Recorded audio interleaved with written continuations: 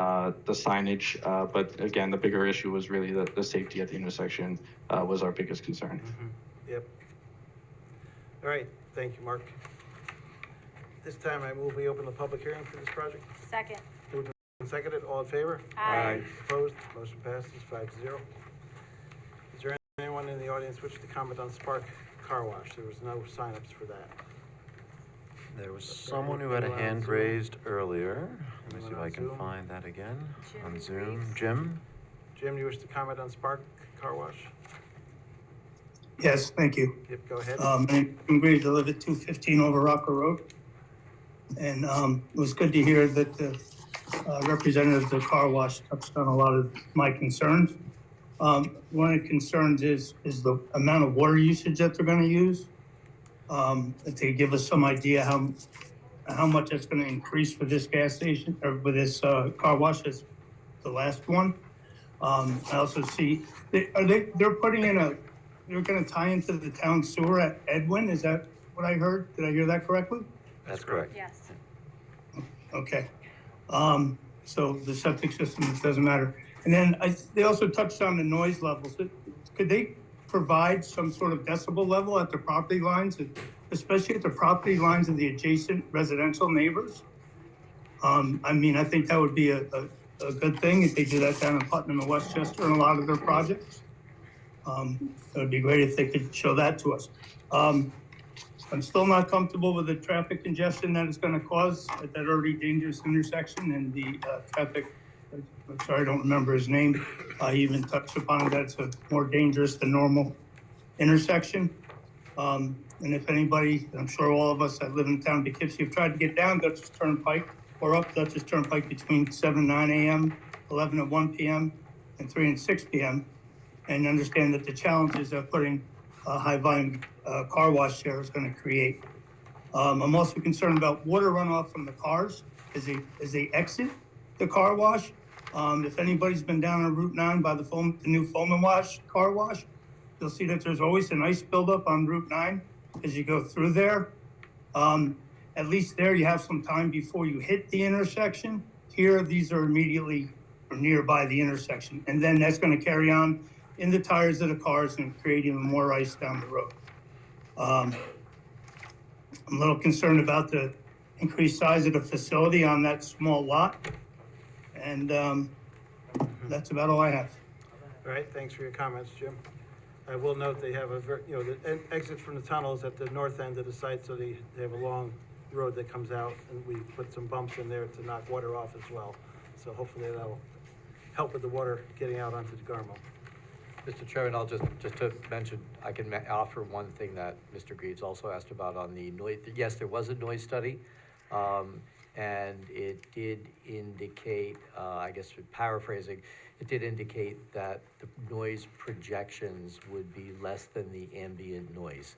They did a fairly detailed analysis of both during the daytime operating hours when the facility is open and operating, and they took into account not just the central blowers, but additional noise as well. I think it also included the tunnel. Is that right? Yeah. And that noise study is it's a part of the submittal, so anybody is welcome to look at it online, or to come into town hall and look at it. Thanks, Eric. And they will also be adding additional soundproofing to the vacuum system that we discussed earlier. All right, is there anyone else? For Spark Car Wash? Yeah, Spark Car Wash on the Zoom. You can unmute yourself or raise your hand. Is there anyone in the room for that? Oh, there is. I'm sorry. All right, so if you wouldn't mind stepping away from the microphone so the gentleman can speak into the microphone, that would be great. Thank you. Hello, can you hear me? Oh, yeah, hold on one Hold on second, one Linda. second. We'll get to you next, all right? We have somebody in the audience who's going to speak next. Okay, thank you. Go ahead and have a Good seat. evening, everyone. Mr. Chairman, Board. I'm the owner of the Purple Power Car Wash at 826 Dutchess Turnpike. I just would like to thank everyone for their input of what's happening here, because I'd like to see this move along. This is an existing car wash that's been there since the 70s. Yep. The way the design is, obviously it was done in the 70s, and now there's a lot of changes.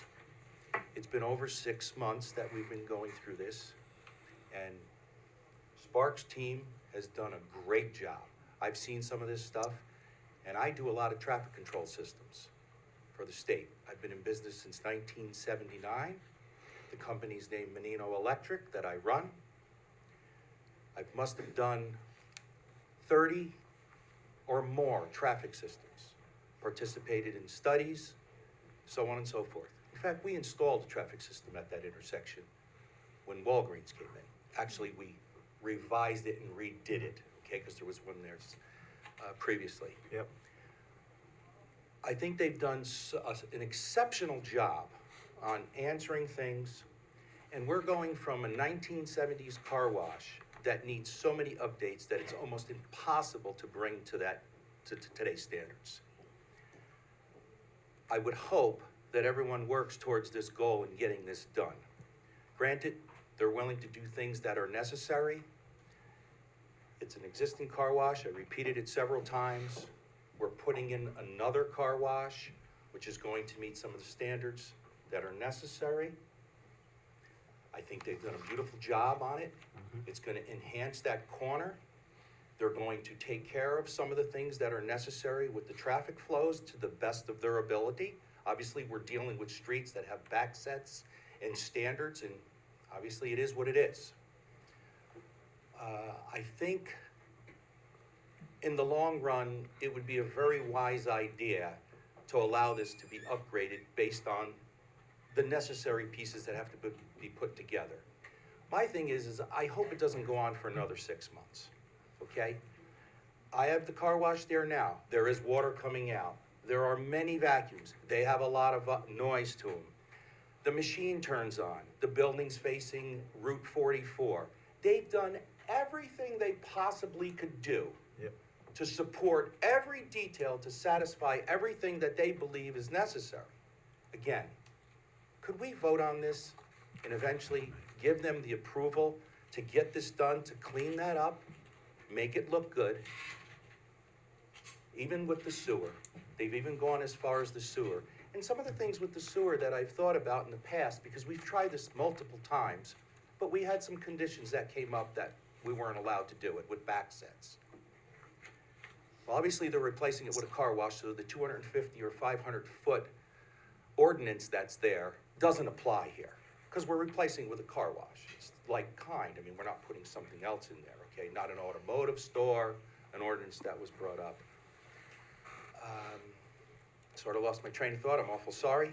That's all right. We need to We're keep. moving the comments. project along, and, Yes. and I they've really- they've made most of the changes we asked for at this I point. really hope so, and I'd like to see that done. And with regard to the sewer, this has been a problem in the community for 44 for quite a long time. Yep. And they are doing the very best they can with what they have to work with, and luckily we have some means and ways to make this work with reclaim and so on and so forth. So thank you for your time. I appreciate it, and I would hope to see this sooner than later. The winter months are coming, and I'd like to see them move along with it. Thank you for your time. I appreciate all your input. Thanks for your comments. Okay, and Linda, you were waiting to speak Yes. as well. Yes, go ahead. And I just want to remind everyone, 3 minutes, please, is the maximum. Okay. If shorter is okay, you know. Okay. All right. Well, I'm a long-term resident. I've lived on Over Rocker Road since 1971, and actually, this car wash has been in operation, I think, since the late 60s, because when I was a teenager, my friend used it. But anyway, quite a while ago, when somebody else owned it, somebody basically squealed on him, and and please excuse me, because I'm not aware of all the new sewer things, but the prior owner was dumping the wastewater into the Wappingers Creek. He got called out on it. He put a reclamation system in, and so he was reusing the water, and I think that was the demise of the Purple Parlor Car Wash, because cars weren't getting clean anymore. So I assume, from the little bit I've heard tonight, that the wastewater is going into a sewer and not going into the ground or into the Wappingers Creek, because nowadays there are a lot more chemicals and pollutants and waxes and, shampoo and soap and all that. So it's going into a sewer system that will be where, and there won't be any runoff into the groundwater table? Correct. That's right. Yeah, it'll be scrubbed and filtered and sent, piped up through the sewer. Okay, so that's good, because that was my main concern. There should not be any, with the EPA, there should not be any groundwater pollution or into the Wappingers Creek or wherever. And I have no problems with the car wash there, but I do hope they do the best they can with traffic control because that corner is very dangerous anyway. And I agree with worrying about ice on the roads. That will add another problem, but that's all I have to say, and I appreciate your time. Thank you. Appreciate your comments, thanks. All right, is there anybody else on Zoom For Spark Car Wash, for Spark Car Wash? Yeah. there'll be another opportunity. So at this point, I move that the public hearing be adjourned to January 16th, 2025. Second. Moved and seconded, all in favor? Aye. Opposed, motion passes 5-0. All right, we'll go around the board for comments at this point. I'll start with Nicole. You guys went over most of our concerns. Just two more things. The building department requested that, there be at least one, handicapped employee parking spot. I don't know if you got that message or that memo that was sent out. And, as far as the EV charging station is concerned, I don't think that you need one here. This is a car wash. You should be in and out. And I personally don't feel like you need one. Okay. Thanks, Nicole. Yep. Anything, Rocco? No additional comments. I agree with Nicole, with the charging station, it's Yeah, it's not really a the business where people place. hang out, other than the one operator. Anything on this? Bob? No thanks, please. Right. I'll just summarize, say the thing, we're willing to waive the EV requirement, it sounds like, because I don't think that's a necessary thing here. If you want to put some conduit in, just in case, if you want to add it in the future, that's fine, that's up to you. Appreciate that you changed the, you conformed the building architecture to our town code where the sign is below the roof level instead of above the roof level, and that's looking good now, in my mind. As well as all the other things we discussed today with the acoustics and the additional landscaping, work with Eric on that, and the sidewalk work. So thank you for that, and.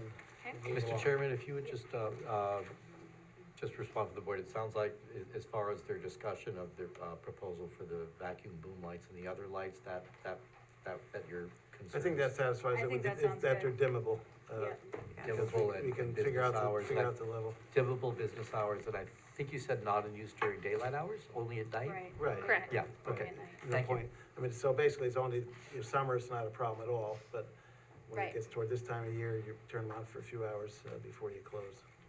And then in terms of the tunnel and the window, based on the prior discussion, so that was something when we spoke with the county, they said that they deferred to how the town felt about that, which is why we offered the explanation in terms of it's not facing anybody but the drive-through. So it would require an override, but we wanted board input, as to your thoughts on that, because it would eventually, at the end of this process, require that override, for that comment. Faces Dunkin' Donuts. What's the purpose of the window? I'm just curious. What is it? Because it's facing the back and the drive-through, so I just wonder. Right, ideally, it faces the public, and it doesn't in this case. We tried to reorient the building and the site plan to make it work early on in the process, but it physically wasn't doable. But in speaking with Spark, they wanted to keep the window for the customers inside, because you can still have daylight come into the wash while you're going through it during the daylight hours. I've been through one of their other tunnels where the glass faces the woods, actually, and you do get a good amount of daylight in the tunnel. Okay. All right. All right, I think board members are okay with that, as We're long as okay it's with not, my concern was it was facing the neighbors across the street there and facing the other business, which is probably closed at night anyway, is fine. Okay. Move the planning board determine that this application is incomplete and defer further action, subject to the following. Respond to comments of the planning board and those received from town departments and agencies, and send responses to be reviewed by the planning department as to adequacy, completeness, inclusive of, not limited to the following, 1 through 13. Second. Moved and seconded, all in favor? Aye. Opposed? Motion passes 5-0. And we'll see you in January. Great. Thank you very much. Wrap it up. Thank you very much. And it is good to see a, unused parcel get reused in a good way, so.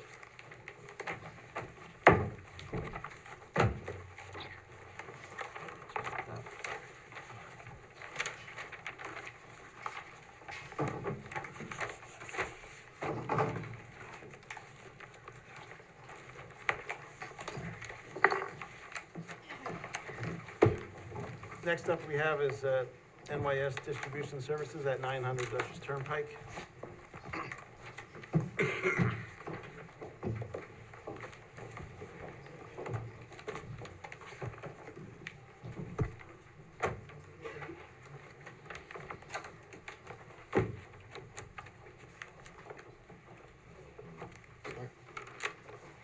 Go ahead, guys. No problem. Good evening, Mr. Chairman, for members of the board, if you can hear me. For the record, Yes. my name is Taylor Palmer with the law firm of Cuddy and Fader. I did not turn off the lights. Somebody lean Somebody down. against that wall, turned off the light, yeah, thank you. We're still missing one. Yeah. Oh, no, No, no. other way, Other way, Joe. Well, this is fun. We got a light Yeah. show. Just go ahead and start. All right, no worries. Say your We're here on behalf of the applicant, New York Distribution Services, Inc., the tenant for the former BOCES space in the Poughkeepsie Industrial Park, located at 900 Dutchess Turnpike. Tonight, I am joined by the CEO, Kim Tanami, as well as Andrew Freeman, also of New York Distribution Services, Inc., Michael Bodendorf, who's our engineer from Hudson Land Design, our traffic and parking consultant, Richard D'Andrea from Colliers, and our architect, Kevin Urance of LMV Architects. As was stated, we are before you this evening in connection with a public hearing for the amended site plan application for the applicant's proposed distribution operations within the existing industrial building. Provided this is our first presentation and knowing you have a very full agenda this evening, if I may, I'll provide a brief background regarding the application and the property, and then I'll turn it over to our consultants to try and provide a brief presentation to you all concerning the specifics of the operations in the application. As this board is aware, additional tenants in this industrial building have recently appeared before the board in connection with other minor site plan amendments. As is detailed in our submissions, we did have a pre-submission meeting, or multiple pre-submission meetings with the town, including August 5th, October 1st, and October 9th, prior to meeting with you all this evening, where we discussed the primary concerns involving really, which is the interior renovations to the space. There are really no exterior proposals associated with this application. And again, this was the former BOCES space, downstairs level of the building, and again, a portion of it. The property itself is a 58, and it's up on the screen, I don't know if you all can see it. We can see it. It's also Exhibit A to our application.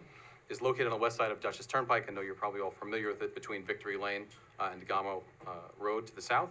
The property is in your town's heavy industrial, the IH zoning district, and it's improved by a 353,000 square foot industrial building, associated off-street parking and walkways. During our pre-submission meeting on October 9th, the applicant will be leasing a portion of the first floor to be utilized for their cannabis manufacturing and distribution operations, together with some administrative support, so office space for same.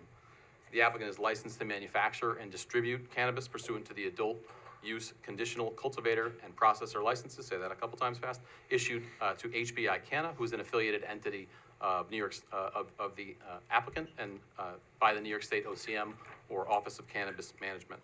The manufacturing component in the space will consist of the assembly of finished cannabis goods, including packaging of cannabis flower in jars, bags, the production of pre-rolls, vapes, tinctures, and gummies, and then the labeling of those products. So again, we'll walk you through the full operation of the site. Just want to make sure we have that visual. The activities will be conducted by approximately 2 full-time employees and 60 part-time employees, working in 2 shifts, which we'll discuss when we get to sort of the parking and traffic component of this. The distribution component will consist primarily of the storage of finished cannabis goods. That includes the preparation for orders for distribution, and then the dispatch of outgoing deliveries via vans from designated loading areas, again, which we'll walk you through. These activities will be conducted approximately by 10 full-time employees and 5 part-time drivers, and they'll occur Monday to Friday between 6 a.m. and 6 p.m. And all of these details are included in our submission to your board. The applicant proposes certain interior alterations to renovate the existing lease space, again, within the former BOSI space, to accommodate the proposed use, but does not intend to perform any new construction or external site modifications other than some wayfinding signage. We're not putting any other, or proposing any other signage, but Drew will walk you through that in just a moment.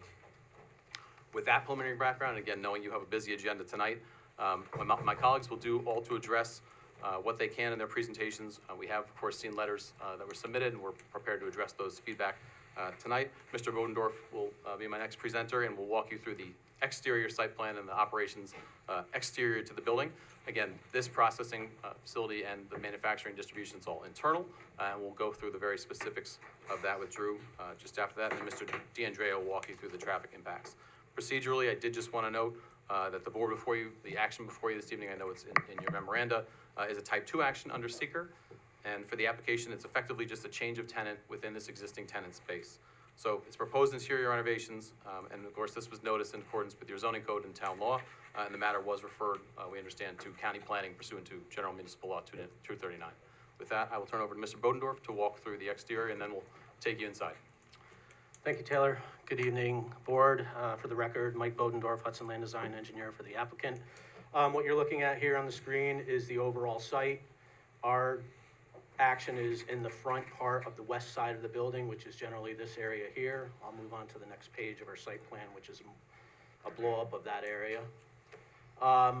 So as Taylor mentioned, there's no proposed changes to the exterior of the building. There's no proposed changes to any of the landscaping. There's no proposed changes to any of the site lighting. We will be utilizing the north loading dock for receiving of all general materials and supplies. Yeah, and the south loading dock will also be used at this end for receiving.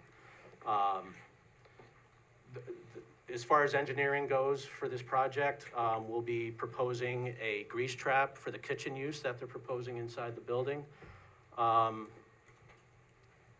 than that, that's generally it as far as the site plan goes. Parking is in the front. Receiving is on the west end, and then where does distribution? We're gonna, yeah, Mr. Chairman, we're gonna walk you through the inside interior, so I appreciate that. We will go quite literally from door to door throughout the building. All right, thanks. To show that they're, again, to control all the processing and all that, so we will walk you through that.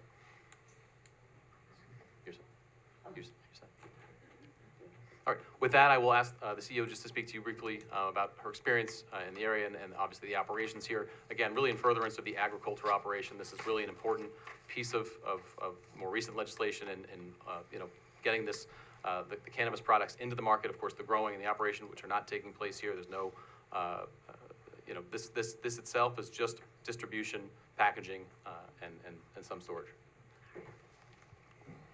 Good evening, members of the Town Planning Board. My name is Kimberly Tanami, and I'm the CEO of New York State Distribution Services. This is a woman-owned business. The project before you is for a certain component of our business, which is basically proposed light manufacturing and a distribution facility, which is a key step in our continued growth and commitment to the community. Overall, our operation, we do cultivation, extraction, processing, manufacturing, and distribution, but what we're bringing to this site is just light manufacturing and the distribution component. Currently, New York State Distribution Services employs approximately 168 employees, and I am proud to share that today over 60 of our full-time employees are residents of the town of Poughkeepsie. I'd like to also personally thank those who have taken time out to show support for the company and our growth. Also, over the past year, our company has generated over $5 million in tax revenue for New York State, and for 2025, we expect that to double. We also contributed over $2 million to our local farms.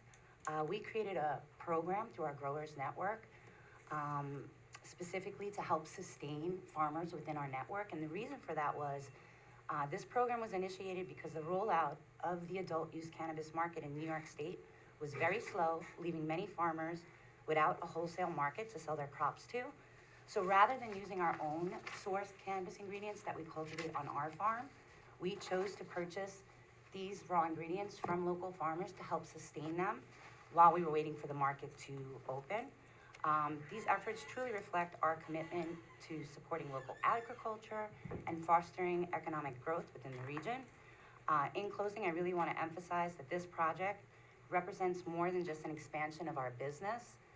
It's a testament to our dedication of creating opportunity for local workers, supporting small farms, and contributing positively to the economic health of our community. We look forward to working collaboratively with the board and the town to ensure that this facility becomes a beneficial addition to Poughkeepsie. With that, Mr. Chairman, members of the board, I'm going to turn it over to Drew, who's going to walk you again through the operations internal to the site plan. Importantly, he's going to discuss the best management practices. This OCM, or the Office of Cannabis Management, has certain standards that they put in really to control when it's the actual cultivation of cannabis, because that one of the comments that we've received, of course, is the concern regarding smell.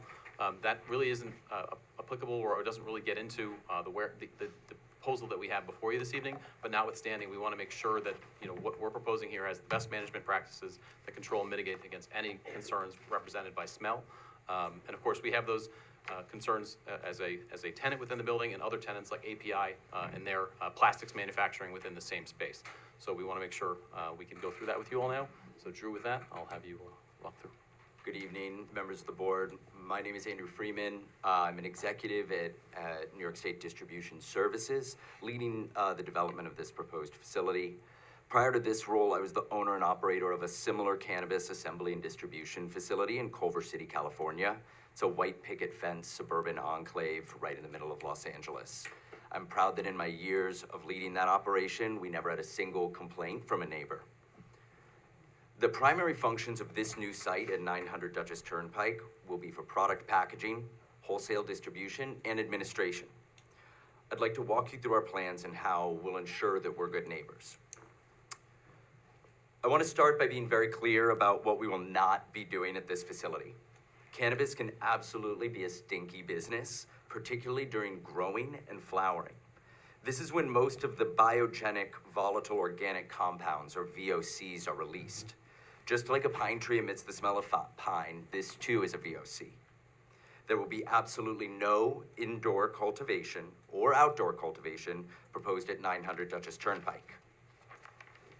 Another significant source of cannabis odor in the process and VOCs comes from extraction, the extraction process. This is where solvents are used to extract the oils from the cannabis plant for use in edibles and vapes and tinctures. There's absolutely no extraction proposed for 900 Dutchess Turnpike in our operations there. And finally, many people also worry about the nuisance of cannabis smoke from customers at retail operations. To be very clear as well, there's absolutely no retail sales occurring at 900 Dutchess Turnpike in our operations there. I'd like to kind of first start by talking about security. Access to the building is going to be tightly controlled, exceeding the stringent standards of the adult use cannabis regulations. We'll have a security guard on site 24 hours a day, although it's not required. Every door will be controlled by biometric access. This means that employees will only be able to access specific areas they're authorized for. And we're installing over 64 cameras throughout the facility and monitoring the entire perimeter. Also importantly, and as touched upon in Mr. Bodendorf's presentation, there'll be no external signage. It'll be limited to the small directional signage at Victory Lane. We don't need anyone knowing that we're here except for our employees. Can I just interrupt quickly to ask what are your hours of operation planned? Our hours of operation. I've got that. Yep, no problem. So, Mr. Chairman, the activities that are conducted by the 10 full-time employees and the 5 part-time drivers will occur between Monday to Friday between 6 a.m. and 6 p.m. And the office and administrative component will be conducted approximately by 10 full-time employees for regular business hours, i.e. Monday to Friday between 8 and 6 p.m. And again, there's no retail component to this. Great, thank you for clarifying that. Continue. So I would like to share a bit about how our operation will actually work and kind of the life cycle in throughout. All cannabis products will arrive pre-dried and sealed. This means that at another site, it has already gone through most of the process of evaporation that releases these VOCs, the compounds responsible for that odor. So to start here on the right side, the bulk dried cannabis comes in vacuum sealed bags stored in black totes. Cannabis oil, already processed and extracted somewhere else, arrives in sealed jars. Everything comes through a designated loading dock in unmarked vans and immediately goes into a sealed, secure vault room. From there is where most of our other work begins. Most of this work involves packaging this dried cannabis flower. It's a simple process. We simply weigh and transfer it from those bulk bags into individual sealed, tamper-evident bags and jars. In this area, we also produce pre-roll products using either a manual tabletop machine or fully automated equipment. Once these are produced, they're sealed in airtight containers for wholesale. For vape products, we operate an automated filling station that injects cannabis oil into sealed glass cartridges. And a small portion of our business involves producing edibles, where we mix cannabis oil with pre-made bases and store them in a humidity-controlled environment to let them set. Unlike a bakery, we're not using ovens or heating equipment. All products then have to undergo a rigorous third-party laboratory testing. It exceeds food standards, anything that you would see on a grocery store shelf. Much of our operation then is really focused on labeling each of these individual units we've produced with its corresponding test results and packaging it for wholesale distribution. At that point, finished products are stored in our warehouse, which you see in the distribution section on the north side of the building, until they're distributed to dispensaries via unmarked vans. The remaining facility space houses our packaging storage, which you'll see directly above the distribution area, and the administrative offices, which are on the south bottom of the building.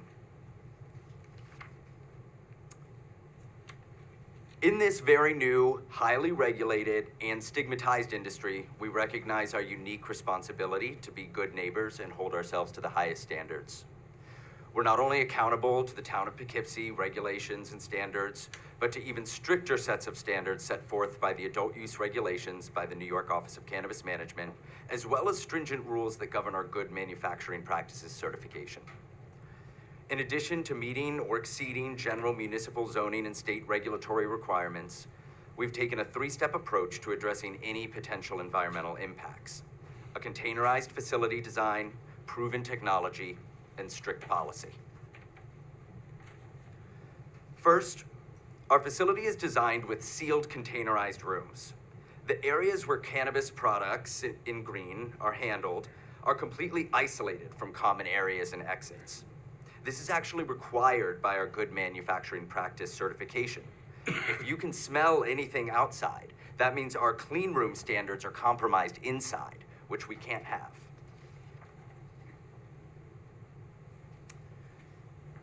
The technology we'll be implementing is based on proven best practices from mature cannabis markets like Colorado. Our experienced team understands these technologies inside and out. And our North Star is an abundance of caution. As we work to break down stigmas around cannabis businesses, we're committed to being the best possible neighbors. Even though our facility has lower VOC emissions than cultivation or extraction sites, we're deploying the same top-tier filtration technologies that they would use. We're installing a comprehensive carbon filtration system throughout our ventilation, at intake, inline, and exhaust points. This is to catch and eliminate any possible odors. We're also installing a negative air pressure system that completely turns over and scrubs the air every 15 minutes. Lastly, we'll be utilizing ONA gel canisters throughout the facility, and these neutralize odors and remove them from the air as just an additional safeguard. Finally, our policies. Of course, we have the state non-smoking mandates, but additionally, every gram of cannabis that enters our facility is tracked in real time through state mandated software. Nothing enters or leaves our facility without being logged and manifested. It's very different from a brewery or a bar where people could just kind of grab what they want. And lastly, we have a zero tolerance policy for cannabis consumption on our property. Any employee caught consuming results in immediate termination. In closing, we're experienced operators bringing jobs to this community. We exceed all state and local regulations, and our track record proves we know how to run these facilities without impacting our neighbors. I put my personal cell phone number and our CEO's number on the screen, and we welcome any questions from our neighbors in the community. Thank you again for your time. And then just for the last presentation, Mr. Chairman, members of the board, we have Mr. DeAndrea from Colliers just to walk through the traffic details. All right. Good evening, Rich D'Andrea, Colliers Engineering. So we took a look at the traffic, the parking, and the circulation that's related with this project. On the traffic end of things, so we did some trip generation estimates to identify how much traffic is this going to generate. Looking at the number of total employees that are going to be at the facility. There's two shifts here, so there's at peak time you're probably at most 60 employees, but overall you could have a total of 90 employees in the two shifts. So when we look at that, our peak hour trips for the facility itself, somewhere in the range of 60 total trips is what we're estimating. The other thing that we took a look at was the fact that the BOCES was here previously. What was that generating prior to this? We don't have actual numbers, but we can estimate what that might have been. When we looked at those numbers, we saw that it's approximately 150 peak hour trips. So almost 2.5 times what we anticipate being generated by the project. When we look at that, we kind of concluded that really this project's not going to have a significant impact on traffic and changing traffic conditions in the area from what might have been there previously. Relative to parking, similarly, we did take a look at what the project will generate as far as parking demand goes. Based on Institute of Transportation Engineers data, we see that somewhere between 42 and 49 spaces is probably our peak parking demand. The applicant has noted that there is a lot of ride sharing and other similar carpooling type things that do occur for their facilities. So that's why the parking generation may be a little bit lower. It is noted that the applicant will be provided 50 spaces as part of their lease, so we see that'll be within that range. The other thing to note, I didn't mention that there's going to be some changing of shifts here, so there will be overlapping of shifts, but we'll detail this in our next submission, but there will be, they're planning to stagger the shifts so that there won't be an overlap. That was a concern of 50 people arriving at once and the other 50 haven't left yet. Right, so we'll detail that a little bit further in our next submission. And then the last thing we looked at was just site circulation. We mentioned the loading docks on the north and south side. Primarily on the south side, it's going to be for receiving cannabis material, but on the north side is where you'll have more of your larger vehicles that may come in. We think maybe one tractor trailer a week is probably common. We did look at what that would mean as far as getting into and out of there. There's really no issues in getting into those loading docks. They were designed appropriately.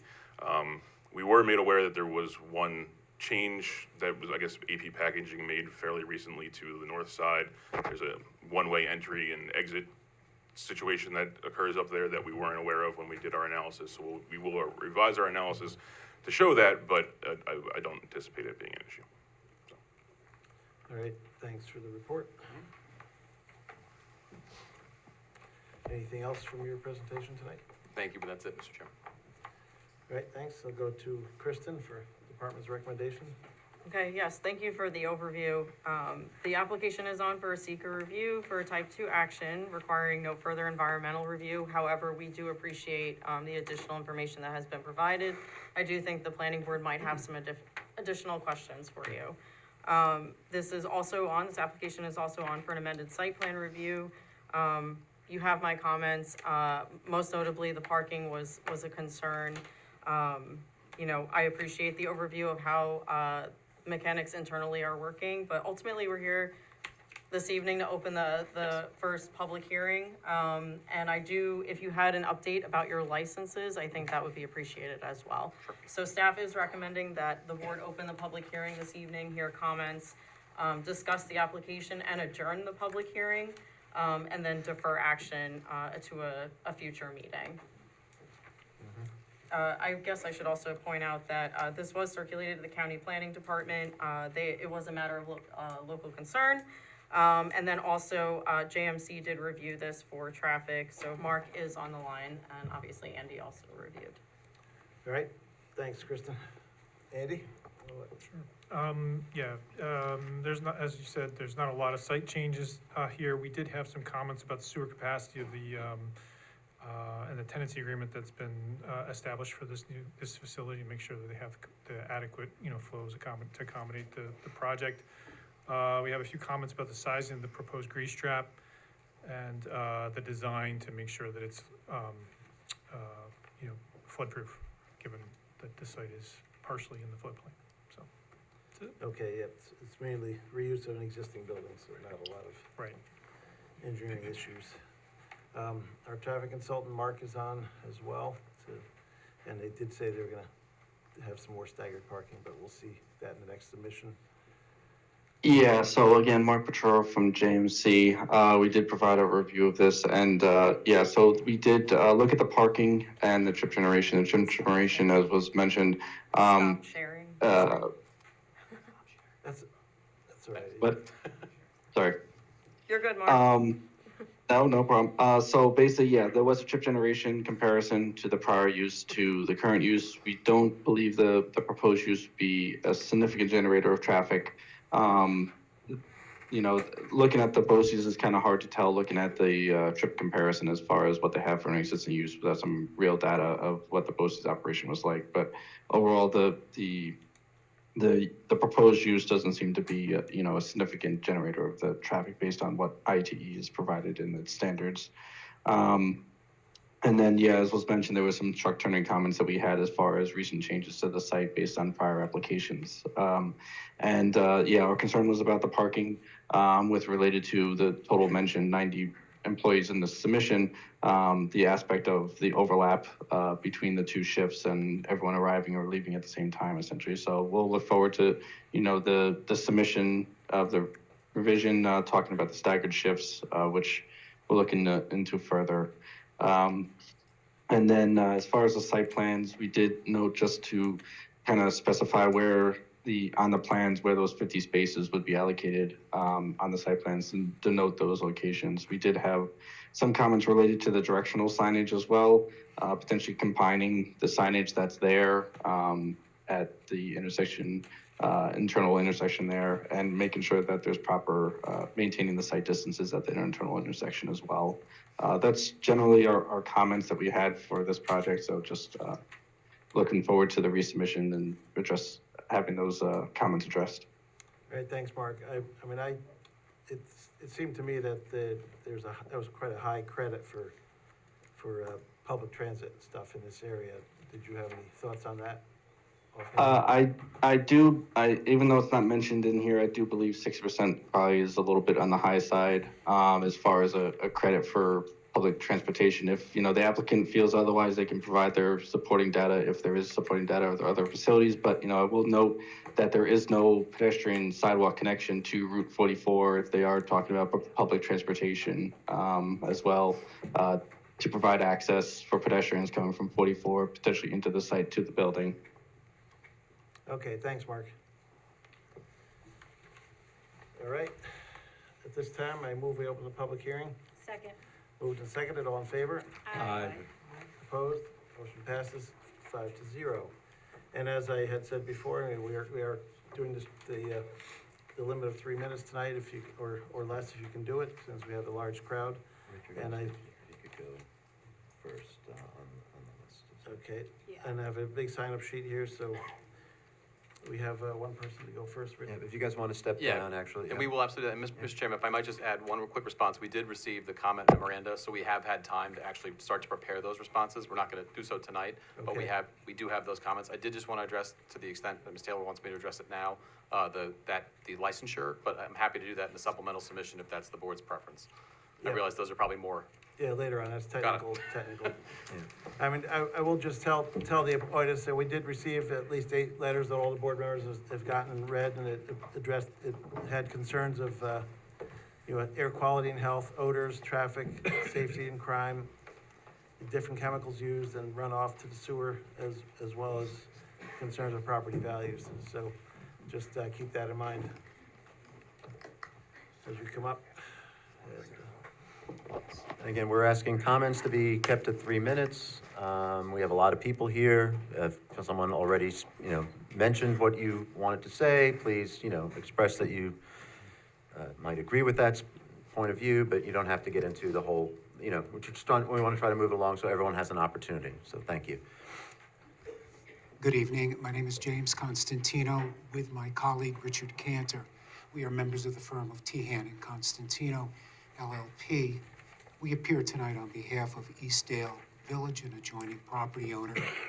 We have a prepared statement with sufficient copies for the board and council that we will not read into the record tonight, but Mr. Cantor does have some summary and supplemental comments that he would like to make. Mr. Cantor. Good evening. It's been a while since I've seen some of you. If it's not rude. Can you hold the mic up? If it's not rude, I'm going to stand because while standing is okay, if I sit, it's not so easy to get up. So thank you for letting us speak. We'll be very brief. We're here on very preliminary comments. We're asking, as was suggested by Ms. Taylor, that this matter be put over. Hopefully you'll put it over to your January meeting. In the nature of the process, our client has only had a few days to hear about this because of the notice to adjoining property owners. That's not a criticism, that's just a statement of the procedure. We believe upon our preliminary review that this is not type 2, that's an incorrect designation. We believe it's either unlisted or type 1. Also, on a preliminary observation, we believe that this is a use not permitted in this zone. We're not here to speak about the details of the operation. That's for other people and for another day if you reach that point. Again, for the moment, we're asserting, and we will support this, assuming you put this matter over, we will support this to your staff and to your council, that this is not type 2 and that this is not a permitted use. So with that, we're going to be brief in view of all of the people who want to be heard. We thank you for letting us be heard right at the beginning, and Jim will pass out multiple copies of the statement for each of you. And thank you. Thank you, Richard. Rachel. 2 comments. You go down the list of people who've signed up ahead of time as well. Catherine, sorry, you're writing Catherine Dillard? If you'd like, you could just leave them with Rachel and she can distribute. Yep, thank you. Yeah, and everyone doesn't have to stand, by the way. You can certainly make yourself comfortable and sit Oh. down at the microphone. I appreciate that. I might need 2 microphones, not just one. Good evening. My name is Catherine Ryan. Thank you for the opportunity to address the board. As a small business owner in the Eastdale Village Business District, adjacent to the site in question, I have serious concerns about the proposed cannabis manufacturing and distribution hub seeking to operate a short distance away from our residential and shopping district. While I recognize that Albany voted to legalize adult use marijuana in our state and certain retail outlets already operate in Dutchess County, I offer the following concerns for your consideration about what a manufacturing and distribution project of this scope and intensity would mean for the area and general quality of life. First, the applicant proposes to turn a portion of a building less than one football field away from the residential community into a bustling cannabis factory. A high concentration of residential properties surrounding the proposed site makes it unsuitable and frankly unthinkable for what the applicant is proposing. A manufacturing and distribution center would be noisy, heavily trafficked, and profoundly disruptive to existing residential and commercial activity. My small business and others operating in and around Eastdale Village will see reduced foot traffic if this proposal is approved. Marijuana odor, even at a distance, can be strong and unpleasant, especially the newer, more potent strains produced by businesses like the applicants. As I mentioned, additional noise generated by increased truck traffic from a round-the-clock cannabis manufacturing plant, no less, will deter our clientele and add a preventable noise nuisance for residents. Local road conditions and traffic patterns are already severe enough without this proposal moving forward. How many additional accidents on Route 44 and longer commutes through traffic snarls is the board willing to add for one factory? Lastly, I would draw your attention to the consistently underperforming economic arguments made by such applicants. We're told to sacrifice local character and quality of life for promised tax revenues and for a certain amount of job creation. The question I put to you today is what type of jobs and whose revenue? These are low value added entry-level positions, not the type of gainful employment that will keep a person in this community working, paying taxes, and raising a family. Furthermore, the consistent presence of black market marijuana and its undercutting prices leaves the legal adult use cannabis market in our state very much in doubt. The proposal before you does not factor in the potential decline in sales tax revenue in store for Eastdale businesses should this application move forward. Finally, but far from least, our area would face declining property values due to its lack of desirability for the reasons just cited. New business starts, residential buyers, and long-term investments in both commercial and residential properties would cease or at least considerably slow as a result of this project. The fallout I submit to you is entirely preventable. While I respect the views of those who support bringing a cannabis manufacturing distribution plant into our community, as a small business owner and mother, I would urge members of the planning board to consider the broader implications of their decision and to carefully weigh this decision in light of that fragility. Thank you so much. You just fit it within just 100 wires. I timed it. What was your name? Something Ryan. Catherine Ryan. Catherine. Okay, next one up is Nancy Miller. Is Nancy Miller here to? Yep, she's coming. Yep. Come I'll on make down. this very brief. I want Sit down if you want, if it's more comfortable. the board to keep in mind that there will be a daycare center opening at Eastdale Village in the very near future. And right now, I just don't think the cannabis manufacturing plant is appropriate. Thank you. Hey, thanks, Nancy, for your comment. Next up is Kimberly Mallon.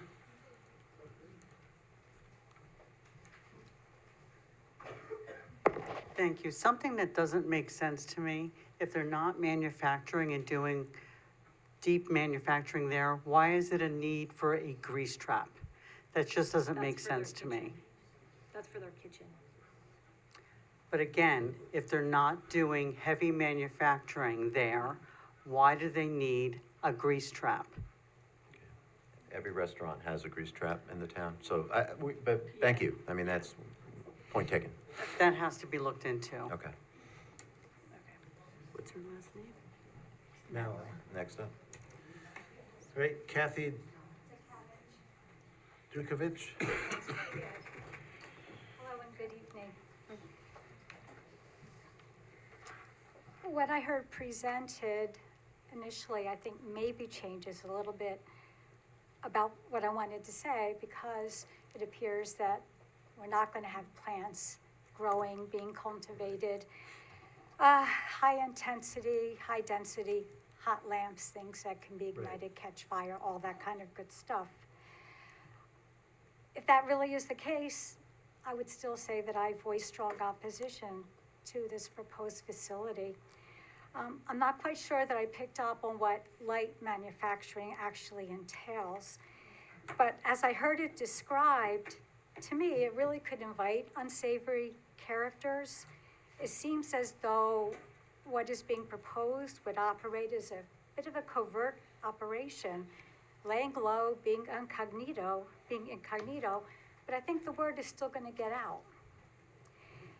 Where we live, and I'm a resident of Eastdale, I'm on the south side, stone's throw away from the old Beta Boces.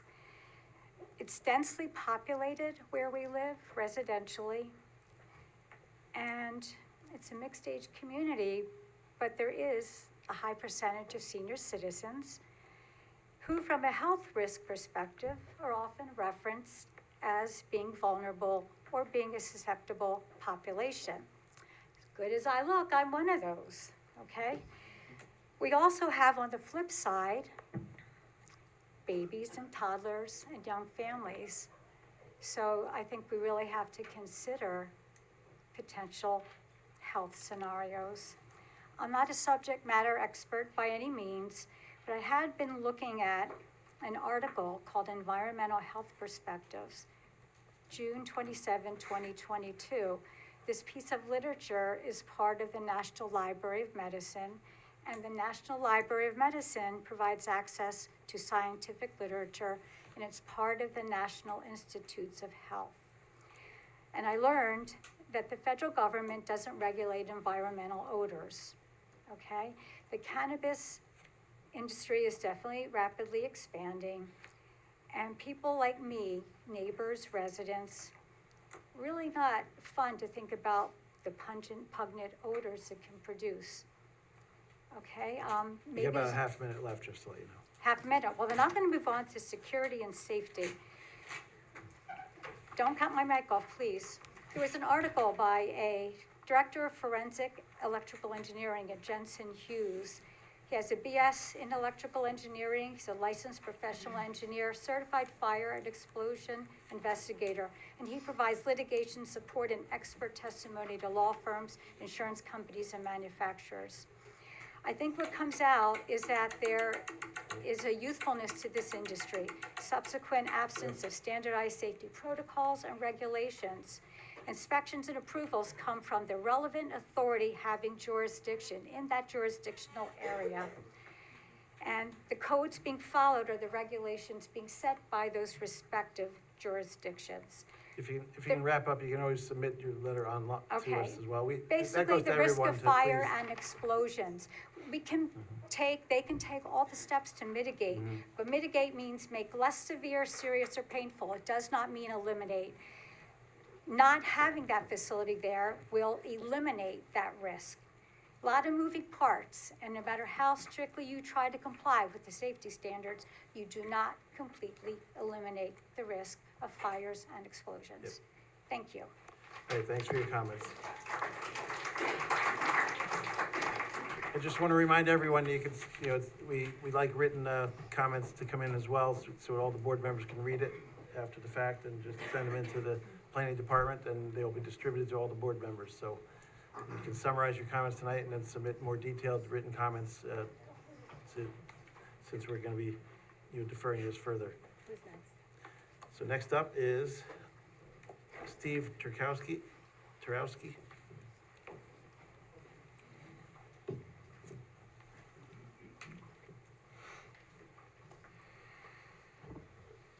Good evening, Steve Tarowski. I live here on Over Rocker Road. I've been a resident of the city and town of Poughkeepsie all my life. And the first speaker was very eloquent, and I agree with many, or pretty much all of her statements. So rather than try to rehash all that, another concern that I have here is that, speak of economic development, but then where's the fine line between economic and over-economic, or overdevelopment, development and overdevelopment? I think we've seen too much of that here. And adding more traffic, we have plenty of traffic, as it was noted, based on the expansion of Adams, based on the inclusion now of Eastdale and other businesses that have come through. We know going through Route 44 is a mess, to put it quite simply, many times of the day. I live here on Over Rocker Road. There's an increase in traffic when it used to be a nice residential road. Now it's a thoroughfare from people cutting through, truck traffic that should not be there, but is there. Now they will have distribution coming in and out of this site, which would probably increase traffic again on 44, and those that decide that they want to cut through on Over Rocker Road. So I think all these added developments is just going to make a lessening of the quality of life that we're seeing here in the town of Poughkeepsie because of the increased population, the increased traffic, and this increased development. And I just don't think that this is necessary, just from that standpoint, atop from the other issues that were brought up about potential odor and other issues and nefarious type of things that could be brought out by this. So. Okay, thanks for your All right, comments, Steve. thank you. Mike White is up next. Michael White. Can you repeat that? Mike White on Victory Lane, signed up. Seeing none, we'll get back to him in. Maddie Amarati. Make this really short. I live in Eastdale. I'm a resident. I live in Building 1, which is one of the closest buildings to the site. I am not objecting the site mainly because I'm a cannabis user. I'm a cancer survivor. And I think many people think of cannabis as a recreational drug, which it's really, for me, has never been. And without it, my treatments would have not been I could have not tolerated them. That's all I have to say, and I believe that the odor will be minimal. And I thank you for your time. Great, thanks for your comments.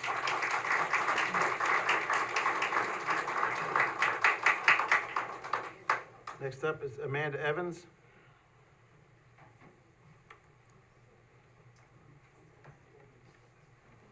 Hello. My name is Amanda Evans. I live at 174 Overlook Road, which is about a mile away. Where I live now is my grandparents' house. I have been a part of this community my entire life. I am also the current inventory manager of the New York State Distribution Sister Company, and I will be transferring to this new facility in this role. As a lifelong resident of this community, I am so grateful for the opportunity to have a good paying, steady job in a growing industry in my community. I have worked for this company for more than a year, managing the transfers of cannabis across from our existing facility, which is located on a farm. The smelliest part of my job is driving by the chicken coop on my way in. This is nothing like the asphalt plant that was proposed for LaGrange. That was very bad for the environment. There is not gonna be any effect on the environment on the outside of this building or anything because it's not going to smell at all, especially with all the technology we're gonna put in. And I can't wait for a shorter commute, a good paying career, and to spend more time at my favorite restaurants at Eastdale. I do currently go to Eastdale, and I love their community, and I think this is not gonna do anything to hurt their community. All right, thanks, Amanda, for your comments.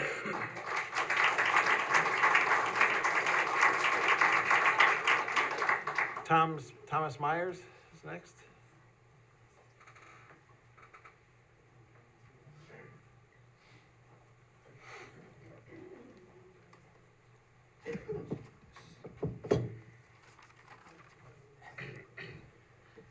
Hello, my name is Tommy Myers. I'm a lifelong resident of the town of Poughkeepsie. I have now lived in Eastdale Village for over 4.5 years. I am here today to express concerns on behalf of my family and my community. My fiance and I both work for Arlington School District, and we both agree that this cannabis manufacturing operation could affect our schools, neighborhoods, and families negatively. I have spoken to and have the support of Eastdale Village Management, the owners, staff members, and fellow neighbors. I've also spoken to Sue Serino's office personally, and they share my concerns regarding this matter. This cannabis manufacturing facility could emit a pungent smell throughout our community and surrounding neighborhoods near Victory Lane. These are nearby businesses, parks, families, and schools.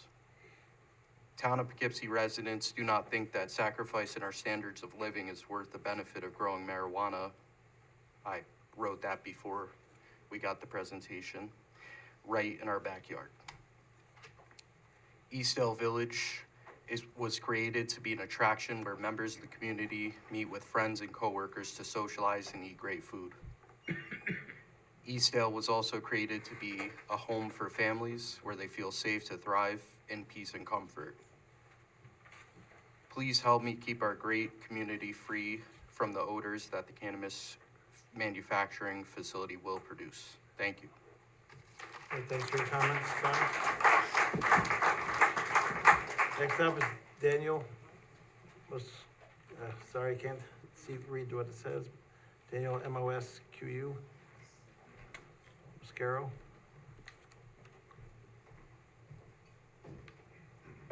Good evening. My name is Daniel Mascaro, a proud resident of Eastdale and one of the first employees of New York State Distribution's sister company, HPI. After graduating from the University at Buffalo, I moved to Poughkeepsie to help this team establish their first hemp farm. As a young college graduate, I was thrilled by the opportunity to contribute to a new and rapidly growing industry in my home state. Over the years, I've had the privilege of growing alongside this company and industry. It has been incredibly rewarding to witness firsthand the hundreds of lives we've positively impacted by creating meaningful employment opportunities and offering fair wages. Now, I'm excited to take part in this next chapter of growth. As a young professional building my career in Poughkeepsie, I am deeply committed to helping reverse the region's brain drain.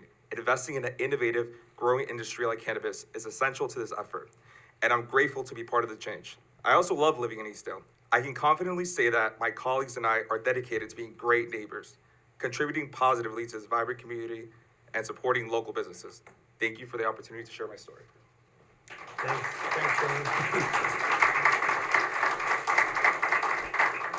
Next up, Victoria.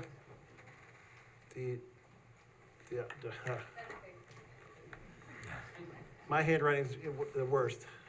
So an English teacher told me one time. Good evening, everyone. My name is Victoria Di Araujo, and I'm proud to be both a resident of this wonderful community and a culinary professional working in the cannabis manufacturing industry. I lead the kitchen department for a local company that is expanding into the proposed facility here in Eastdale. First, let me say that I deeply respect and admire this community, Eastdale's charm, its local businesses, and the people who bring it all to life are part of what makes living here so special. I love supporting these businesses, dining at their restaurants, and shopping in their stores. That's why this discussion is so personal to me. I've poured my heart into this career. I recently graduated from the Culinary Institute of America right here in Dutchess County, earning my bachelor's degree in food business management with a concentration in baking and pastry arts. At the CIA, I worked with some of the most talented chefs and professors, people who pushed me to think creatively and encouraged me to explore how cannabis can intersect with the culinary world in meaningful ways. Through their mentorship, I learned to create edible art.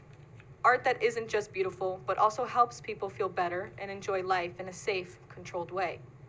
I've seen the positive impact this plant has had on my family and friends, and I'm passionate about sharing that in a responsible manner. I know there are concerns about this facility, but I want to clear up some misconceptions. This will not be a grow operation. There won't be fields or greenhouses, and there certainly won't be any smells wafting through Eastdale. Instead, this facility will produce finished products under strict state regulations, similar to any manufacturing business. This brings me to a more personal point. Imagine, for a moment, if someone suggested that your business, your passion didn't belong here, that it would somehow harm the community you've worked so hard to support. I know how much love and effort you've poured into your work because I see it in the businesses of Eastdale. This facility and its team are not here to compete with or disrupt what you built. We're here to grow alongside of you as a part of this vibrant community.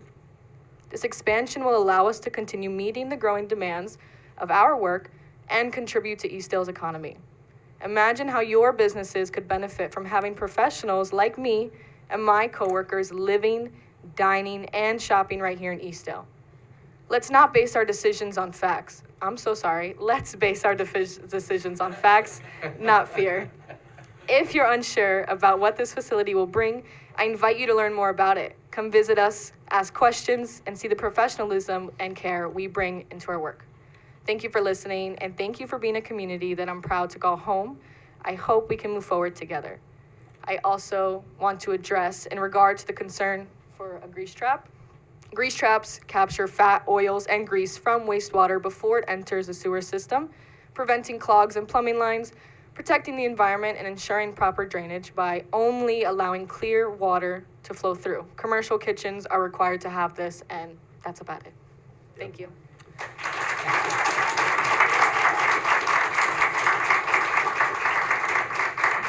Thanks for your comments. Tanny Townsend? Or am I pronouncing it right? T-A-N-N-E? Good evening. Thank you for letting us speak towards this particular issue.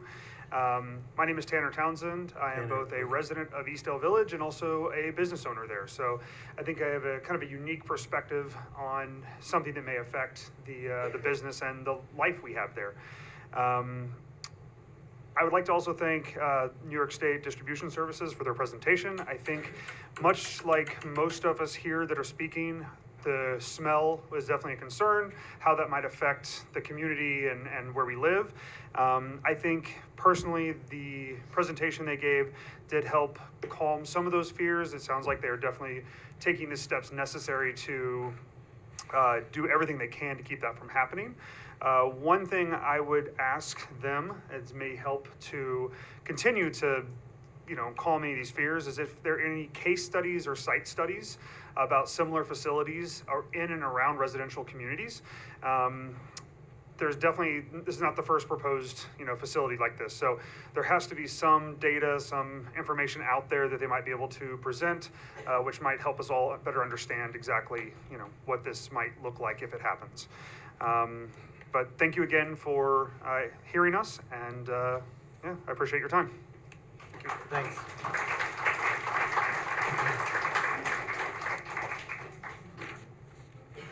Next on the sign up is Fabio Rossi.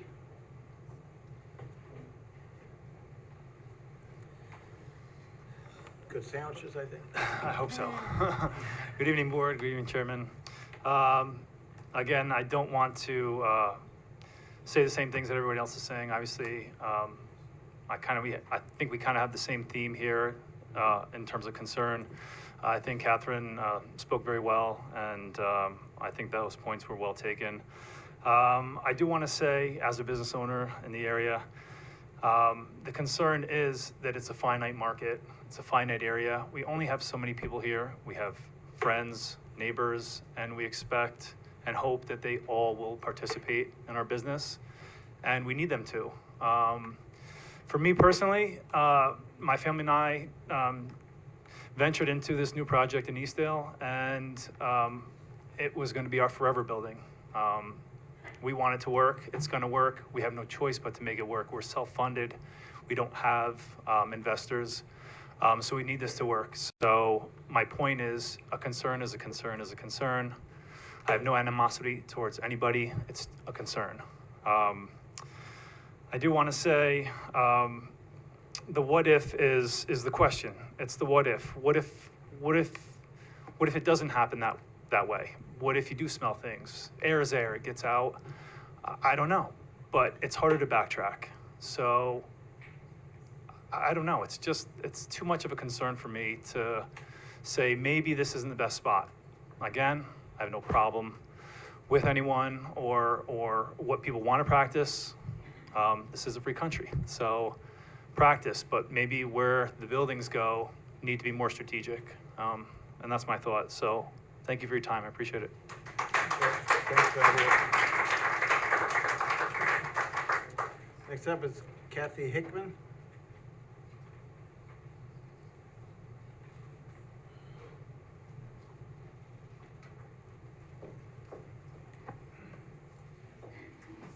Hi, good evening. My name is Kathy Hickman. I am a registered nurse. I'm also the administrator of Dutchess Ambulatory Surgical Center in Poughkeepsie and Eastdale. The concerns I think I have personally are health and safety related. I think the air quality will be compromised if we put this plant in over by the old De La Valle building. My concern is that from lots of research, we realize that lots of things like terpenes and all that are released in the air. We manage a lot of pediatric patients who probably will smell this odor. I think we all feel that from all the other position papers. Odor will be present no matter what everyone is saying. I think that we've noticed that from other places who have told us that this is their concern. We also manage a lot of general anesthesia patients and respiratory compromised patients. When we induce general anesthesia or any anesthesia to our patients, that's a respiratory compromise on its own. Adding more to them so much more burdens their respiratory system, and my concern is that they're coming out of our center after receiving anesthesia to inhale more odors, and concerning to me is that if they've already started with COPD or other concerns, this is just going to add more to them. There have been lots of citations about, and from scholarly journals, physics.org, that these chemicals that are produced into the atmosphere are influencing the ozone and harmful to patient and environment. There's been fatal occupational concerns. Massachusetts 2022 cited a death in a 27-year-old female working in a plant, only manufacturing, who developed respiratory problems, nausea, and after 19 months actually died in the plant and had to be, she was not resuscitated, and obviously her life ended. Carbon filters do work, and I know that they had said they're going to use carbon filters, but this works on sulfur-rich compounds, not nitrogen-based. And cannabis is nitrogen-based. So my concern for the health and well-being of my patients is foremost in my mind, and I hope you'll take that into consideration when we come to this plant that's being proposed for this area. Thank you. Thanks for your comment. Next up is Joe Lentz.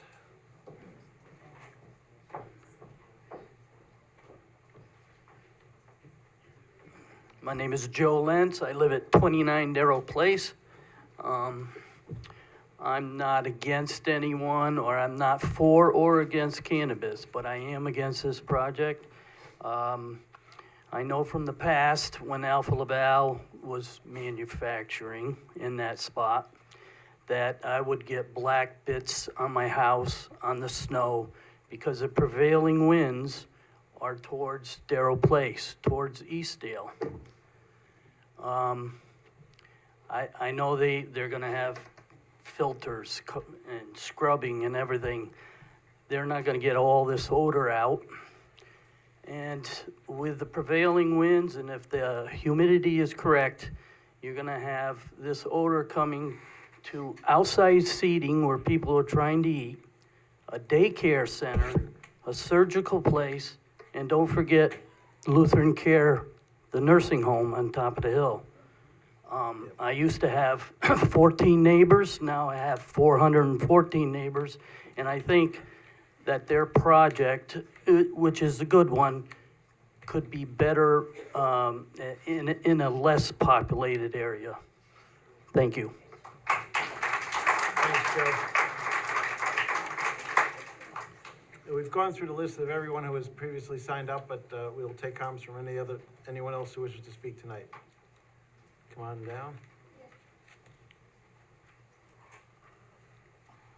My name is Carol Cadavero, and I work for a company in Eastdale. I'm not going to mention the name. They got tax breaks. They got a whole bunch. They're right across the street from John Jay School. And the parking lot stinks every day, every day. I don't know how many employees they have there. I work there. People come in after they've been using it. And you mentioned something about group transportation. Well, a lot of these factory workers do have group transportation, so maybe that might be less, but they smoke all over, okay? And I'm allergic to that. In fact, one of my neighbors explained that to me. And I was very happy about that. So I was concerned about a farm, but I'm concerned maybe not about the factory inside. I'm concerned about the traffic outside, the smell, the population. I'm not against anybody using it, but it does have an effect in the environment. We now know as New York residents that a lot of people use it. It's not illegal, but what about happened to our secondary smoke on tobacco? And I'm glad that nurse, mentioned that. So I want you to take that in consideration, and I will be getting more documentation on the after effect of people that are allergic or the effect on them. Thank you. Thanks for your comments. Yeah, anyone, we're willing to accept anything people want to submit as well. Any other people wish to talk tonight? I see a hand up over there, blue shirt. No. Oh, All right. oh, there. It's okay. And for folks on, yeah, come on up, it's okay. And for folks online, we will get to you as well, yeah. Hi, I'm Robert Grant. My wife Deborah's here, my daughter Amber, and we will be sending in a letter, so I'll make it very brief. We moved to 917 Dutchess Turnpike. We live right across from the main entrance, right at the corner where the traffic signal is. And in the 20 years we've been living there, 20 plus, I've seen it all. I've just seen the traffic get worse and worse. And now we're dealing with people driving way too fast. Everyone's in a hurry. We're seeing the escalation of ambulances and fire trucks going up and down Dutchess Turnpike. It would have to be really good timing for these shifts to work out their coming and going. And now you got, the school bus trafficking that you have to be concerned about. An added note is my grandson has asthma, so he's just one of many people who have respiratory issues, so just keep that in mind. As far as a grease trap, it would have to be such a high tech to get everything out. Whatever goes in there, anything that might be carcinogenic, bacteria, I don't know, I'm not privy to all that technology, so that's something that has to be a real concern. The last thing is, I just know that there are benefits to cannabis. My father, he lived to be 103. He used a cannabis cream. So I'm not totally against it, but it has to be in the right place, the right environment. Thank you. Great, thanks for your comments, Robert. Come on. Hi, my name is Daniel Whalen. I'm an Eastdale resident. I'm also a licensed professional engineer in the water industry. I'm very familiar with water regulations, less familiar with air regulations than the Clean Air Act. I wasn't planning on speaking tonight, but I thought I'd bring it to the attention. I hear that there's not going to be any cultivation or extraction in this facility. If this facility goes in, I would like to understand if they chose to implement cultivation or extraction, what pathways they would have to take in order to put that in their facility. So just understanding if they are allowed in, do we have to revisit that with the board? Are we going to be given the opportunity to have that discussed? So, thank you. Great, thanks for your comments here.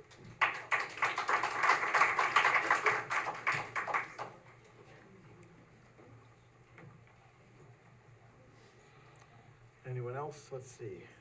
Yep, she was next. Oh, Right over there. Okay. Yeah. I see a hand over there. Thank you, everyone. My name is Rafaela Whalen. I also wasn't planning to speak today, but I think it's important, as was mentioned before, that we do talk about facts. And there was a particular story about the smelliest part of, I think, going into work was passing by a chicken coop. And, I find it hard, I'm quite hard-pressed to believe that we're not familiar with the smell of marijuana and smokers. There's a lot of folks in this room alone that I think just passing by, you can smell it on them. And, we're familiar with it, right? If we look at what's being done to address that smell, Cannabis Association for Responsible Producers, CARP, growers is taking action on odor abatement, looking at installing dry vapor producing technology to neutralize airborne odors, or testing new filtration devices that use carbon scrubbing in combination with other odor abatement technologies to more effectively remove thiols at the source. Why is this being done? Because they haven't figured it out. These are initiatives happening in California where we know this is much more evident, and they haven't quite figured out how to effectively remove that odor from the environment. More relevant to the real world, emitting tarpene, I believe this is how it's pronounced, maybe not, but this is the VOC. VOCs emitted in VOC limited regions. This would be one with low ratio of VOCs to nitrogen oxide, as it is common in cities or town, may favor the formation of ground level ozone, a pollutant associated with respiratory and cardiovascular diseases and related deaths, even in humans. An important thing to consider too, I think, is increased crime. Studies do suggest that areas with legalized cannabis may see a rise in property crimes and other offenses, especially in the presence of manufacturing facilities that could target for theft. Traffic and congestion is something that was mentioned earlier tonight. Increasing truck traffic or transportation for cannabis products could lead to congestion on local roads and highways, a concern we've exhausted here today. But something that we haven't quite talked about is the negative impact on property value. Some residents may be concerned that a cannabis facility could negatively impact and affect property values, making it harder to sell homes in the future. So I do think that the decisions that we make here today, we do have to be especially mindful to how they will impact us in the community here in the future. And I will just add to that, I am a resident of Eastdale and do echo many of the concerns shared by other residents as well. Thank you. Thanks for your comments. Now the blue shirt over here. Good evening, everyone. Thank you for your time. My name is Alex Ellick.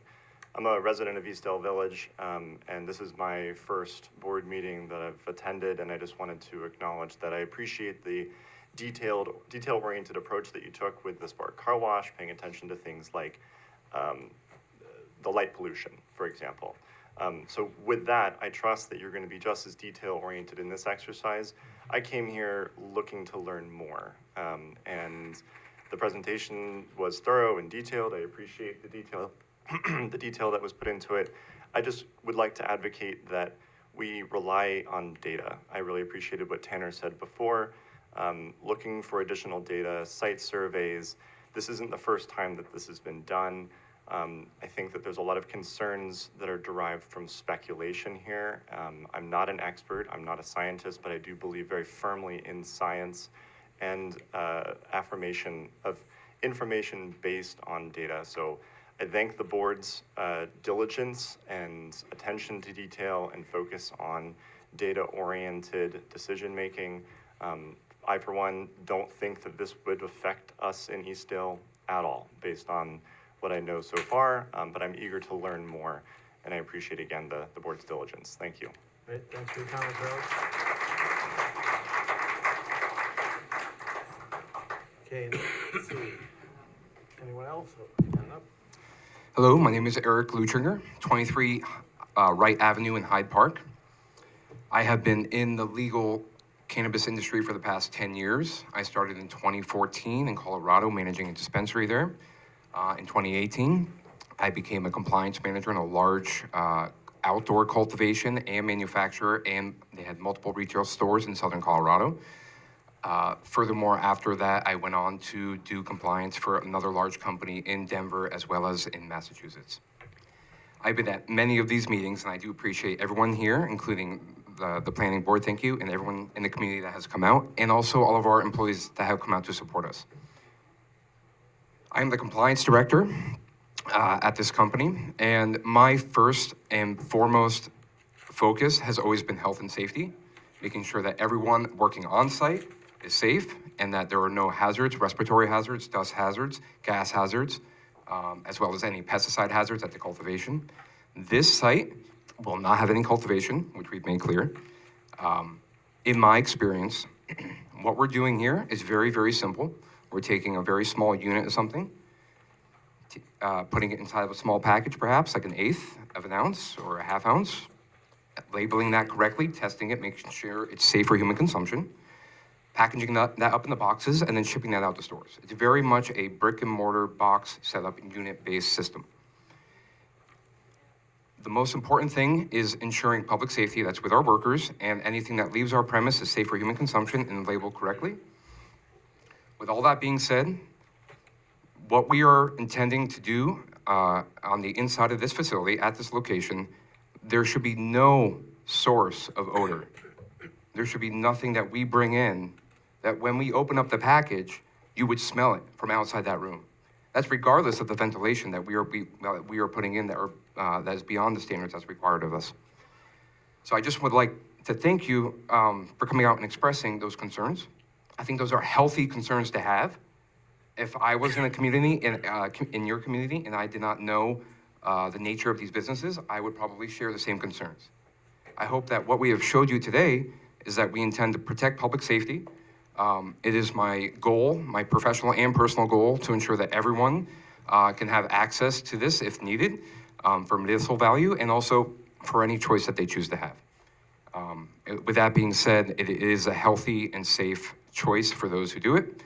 And it is my professional and personal goal to protect public safety and those of me around me. I've been a firefighter, search and rescue. It is my goal in life to protect others. So I just want you to know your concerns are heard, and thank you for sharing those. I can proudly and confidently say that those will not be a concern once we are there and you would not smell anything. You do have my guarantee on that. All right, thanks for your comments, Eric. Thank you.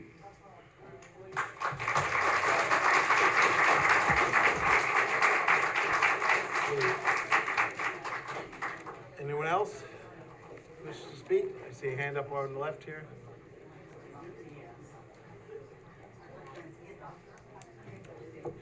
Hi, good evening. Greg Mayette. I live on Dutchess Turnpike. I recall when I moved in there about 10 years ago, my neighbors knocking on my door against Eastdale. You know, we can't do this. It's a terrible project. And, you know, I disagreed. I stayed neutral. And I think a lot of people in the audience would say it's a nice community and a real successful employer and a good place to live. I think this project that's in front of us is a good fit. Where else? It's a Poughkeepsie Industrial Park. Mr. Cantor said he didn't think it was a permitted use for that area, but I believe every board member would agree that it would be a permitted use for that area. I can think of a lot of different industries that would be much worse for an industrial park. And the industrial park's been there, I think, since the 50s, you know, way before Eastdale. I don't see how it's going to affect a daycare center, a deli, or, you know, I think they addressed the concerns about the odor, and I think it's a good project. Thanks. Thanks for your comments, Greg.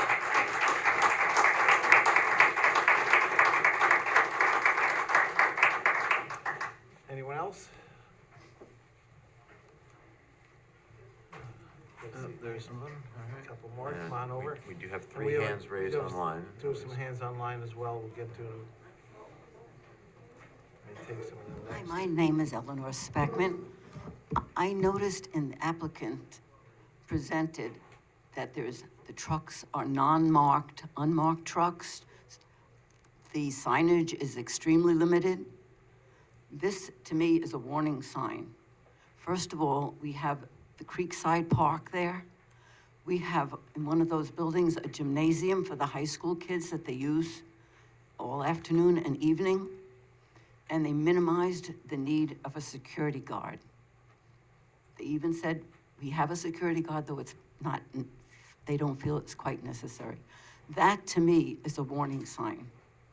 And the town of Poughkeepsie and the city of Poughkeepsie has enough buildings that are vacant that can do the same process without insurging themselves into a community like this.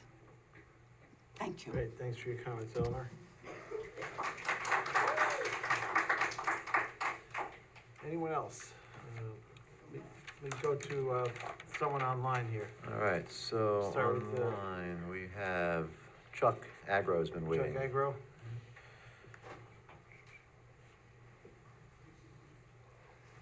Go ahead, Chuck.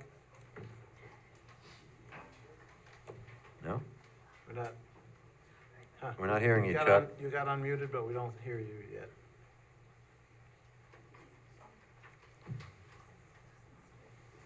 Tell you what, why don't we come back? We go to Troy. Hi, everyone. I live in Eastdale, and I just want to voice my support for this project. It seems like it would be a benefit for the community to have this tax revenue.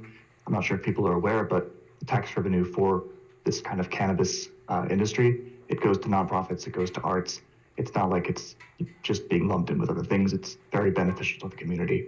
I also think that we should listen to the scientists. We should listen to the people who are experts in this. It does not sound like there's going to be a smell. It does not sound like there are going to be people smoking outside the area. I don't think we have to have concerns about children or anything like that because they will not be in the factory. They will not be affected. Thank you. Thanks for your comments, Troy. And next I see online is Luis Quiros. Louis, would you like to? There we go. Can you hear me? Yep, now we can. Great. Go ahead. Good evening. I spoke last time. I may be redundant on the car wash. Is that okay? Oh. I spoke last time, but the size and the scope of this project, and it was way too large, I mentioned, and the more research I set into it, more it becomes confirmed that 200 car potential a day, and this opens the door to so many more cars with the express wash. We have severe drought in our area. It's in use every single day. It rained today, and the water usage and the ecology and the freezing, predicting the weather is almost impossible. Okay. And it is not good risk. Thank you. All right, thanks, Louis. All right, let's go back to Chuck Agro. Your hand is up again. Let's see if it works this time. You wanna? Yep. You're unmuted. Give it a try, Chuck.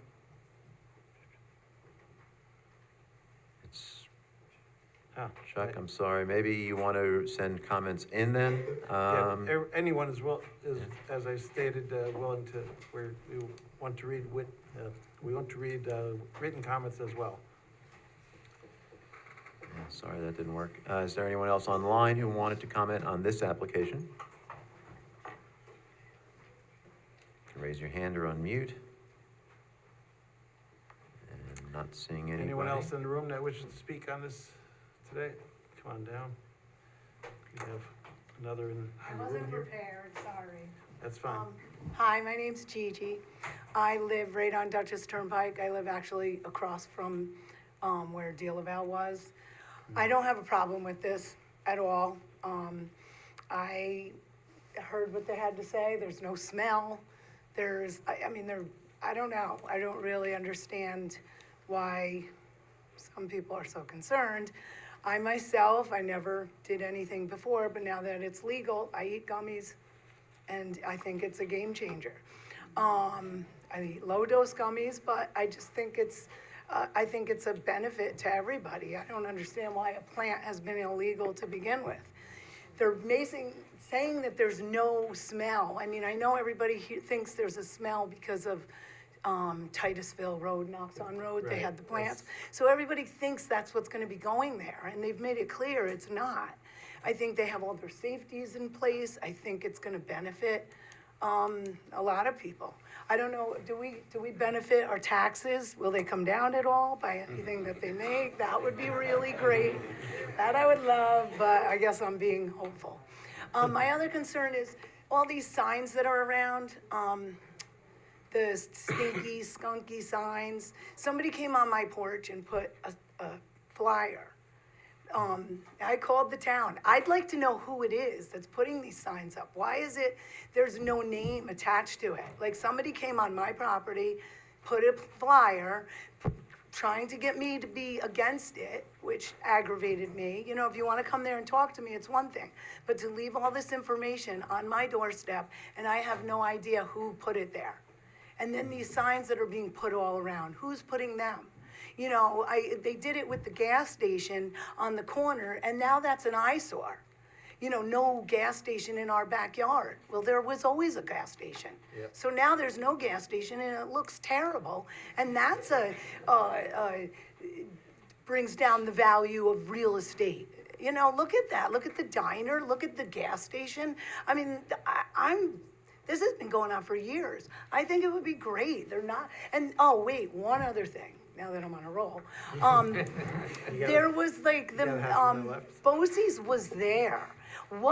There was a toxic fume. The reason I was told that Bosie's isn't there anymore is because the manufacturing company that went in there were toxic fumes in the school, and that's why they moved. There wasn't a big town meeting for that. I worry more about what toxic fumes are coming across the street. You know, I'm probably 200 feet, I don't know how many feet, but I'm right across the street. So that would be more of my concern than packaging. Maybe we'll get a job on the side. All right, that's all I have to say. Thank you.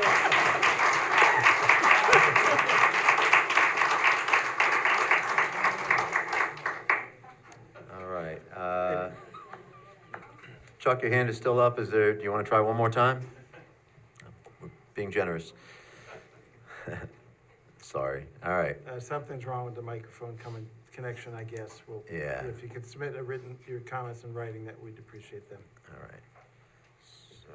And I'll just say, one of the reasons Bosie's moved out is they were waiting for their new facility construction to get done up on the Salt Point Turnpike, I think. So, but all right. Anyone else in the room tonight? I spoke before, but hopefully I have 30 seconds left. The last two individuals mentioned a tax break. I'm concerned that site sold in 2021 for $10 million, but it's wholly exempt and pays zero taxes.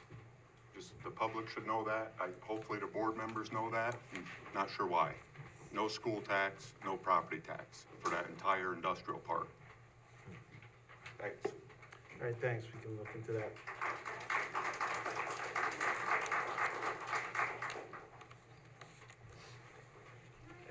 Any others?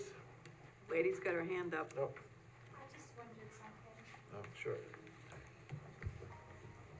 One more comment. And again, we'll have another opportunity for comments as well in January. I think what I was wondering is, I don't really think that the mission is being challenged, but I would be interested to understand the basis for making the decision for the placement of the facility at 900 Dutchess Turnpike, being such a densely populated area. IBM's left Rockland County to some degree, Pfizer left. There's massive warehouse and space that can be repurposed. There might even still be room at Tech City, the old IBM campus, that doesn't have the density of residential population. So just put that out there. The old Kingston IBM you're talking about, yeah. I think Fishkill. Yeah. All right, and as well as Fishkill.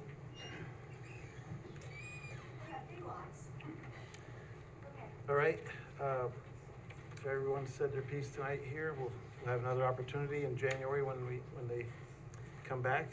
So at this time, I move we adjourn the public hearing to January 16th, 2025. Second. Moved and seconded, all in favor? Aye. Opposed? Motion passes 5-0. So we can now go around the board for board member comments to chime in. Start with Sharon. Well, first of all, that was exhausting. That's on the light side. And I was really interested with the lady that spoke about Dutchess Ambulatory, because I go there and I get knocked out. So I never thought of that before, but I'm gonna really think about that. That's my only comment for now. All right, air quality concern. Ronico? Okay, hi, and thank you all for speaking, and then especially for the presentation and all. I've got 5 comments. I will group the first 2 because I think they're related. And It's really a clarification issue. Mr. Palmer, in responding to the chairman here, he gave some, well, at least I thought were facts, but I may have misunderstood, relative to the hours of the operation and the number of the employees, did not match what's in their Exhibit F on both relative to the project, the description, and then also relative to the parking. So those, just letting you know that what you said did not match what's in here. And we were also, if I may just to respond to that, we will be aligning that in the traffic report. It'll Well, relay that. also the number of employees, you mentioned one shift, you Yes. mentioned two shifts in here. I think you mentioned the 10 full-time and 5-time employees. They mentioned up to 90 employees 60, over right. 2 shifts, et Yep. cetera. Yep. So I'm not here to debate with you. No, absolutely. It's just really a We'll clarify. comment. And then to the chairman here, I think we need a neutral party to advise us on, it's on odor, because we have the applicant who has a position which is stated, and then there are other, I'm not sure what their expertise is, but at least they make some points relative to sulfur-based versus nitrogen-based. So I think that would be appropriate. And then I've got a question for Andy, our town engineer, relative to the water quality and also the disposal of the water. Now, I don't know exactly how they will use water because I'm not familiar with this process, but will there be any sediments in there, first of all, and then where does the water go? Because I thought that the water from there went through a processing plant that then went into the Wappingers Creek. It does not. No, not anymore. They used to, Okay, they used to do that. used to have their own. Right. Site. So, you know, I don't know the details of their process. The grease trap is provided because of the kitchen, as they mentioned, to remove Right. grease, fats and oils. That's a parameter in the discharge permit for the town wastewater treatment plant that we have to comply with, so it's a pre-treatment requirement. This site used to have its own wastewater treatment facility. They've recently, or they're in the process of constructing a new pump station that will allow the site to connect to the town system, which will end up at the, I think this goes to Arlington. And when wastewater will treatment that be plant. complete? It should be complete within, I don't know, 6 to 8 months. Would it be before these guys go into operation? And then if not, what's the amelioration between one date and the other date? I'm not sure how long it'll take for them to get permission to operate, but it's hard for me to say, you know, Okay, if because it'll be. that would be my concern, is that if there is a period of time where water is being dumped into the Wappingers Creek, we need a lot more data than just the manufacturing process is clean. I mean, I'm not saying it's not, but you are the applicant. So, no, I'd like to get some neutral party that says that. Okay, and then my last comment would be future use, because I thought I heard some comments about that. But what are the intentions of future use, and then how would you go about that, and what is in this application? Is it open that would allow future use without coming back here to the board? If so, perhaps we want to take that out of the application. That's me. Thank you. Yeah, we can explore that. Did you have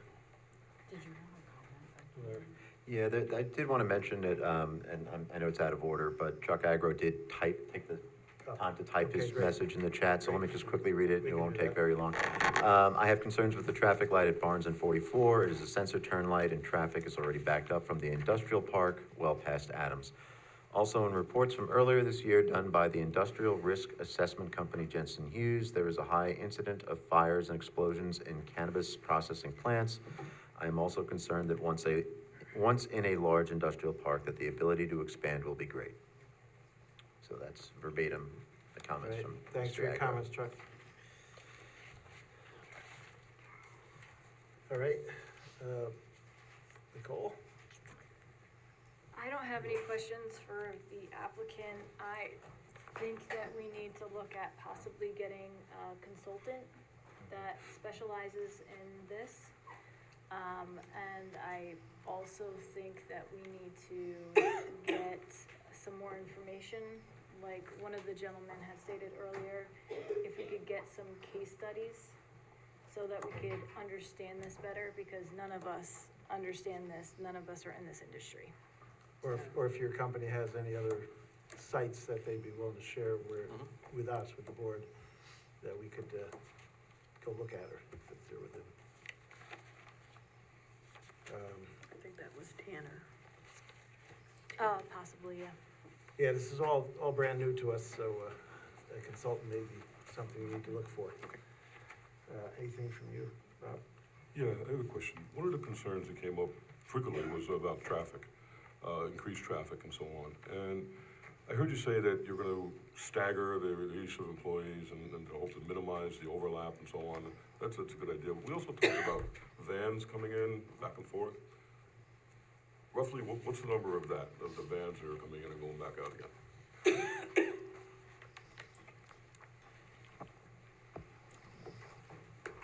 So that was in our study, and I just want to get you the exact numbers, so I don't quote something that's different. Okay. Give me 1 second. Do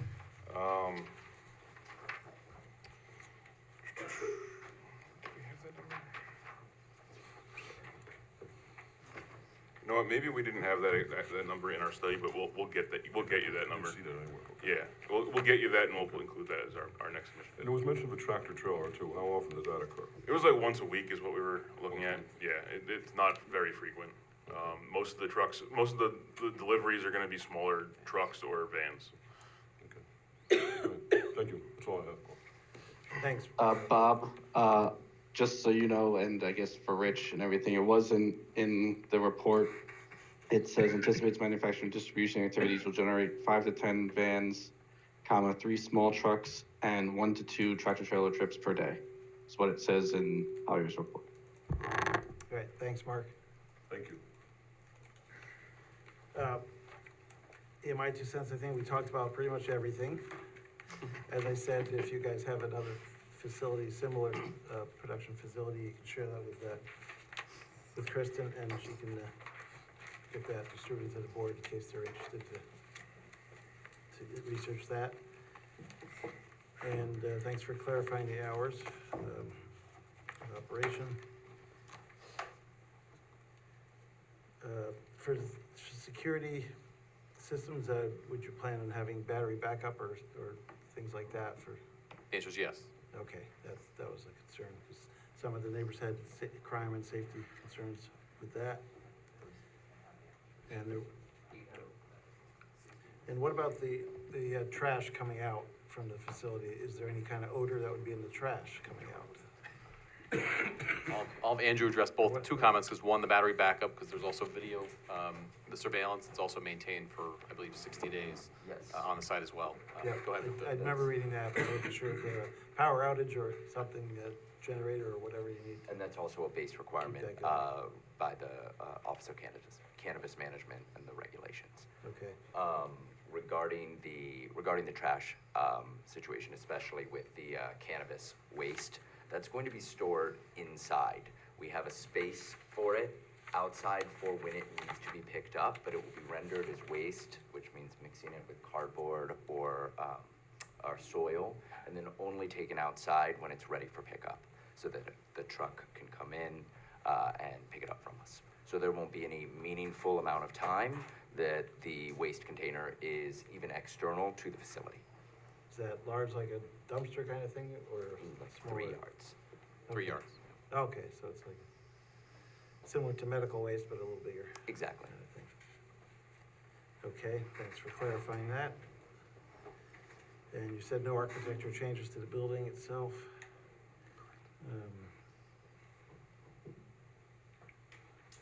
So I guess my biggest thing is we don't, as Nicole alluded to, we're not up to speed on all this new stuff, so we're gonna look for a consultant to try to help us understand, the scrubbers and such on the odors, and go from there. Okay. You can say one more thing, you mentioned something called O&A gel canisters, what is that, and what do they do? The O&A gel canisters are kind of an industry standard at this point. They're freestanding canisters full of a gelatinous liquid with a trap on top. The idea is that the kind of proprietary chemical mixture bonds with odors in the air and also traps them back down. Okay.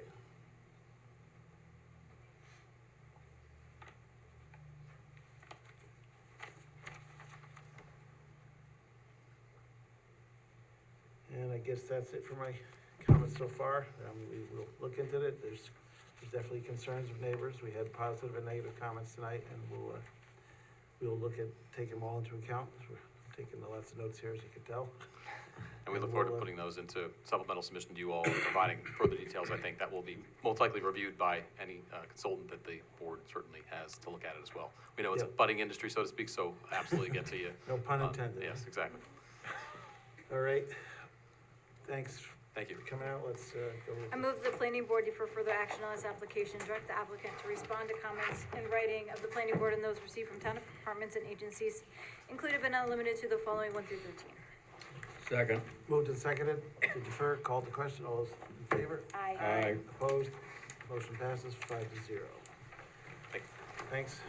Thanks for coming out tonight, everyone, and participating in the process. At this point, we're waiting for next Page Park Drive application. We're going to just take a 5-minute stretch break. All right, so 5-minute stretch. We're not going away. If you're on Zoom, we'll be right back.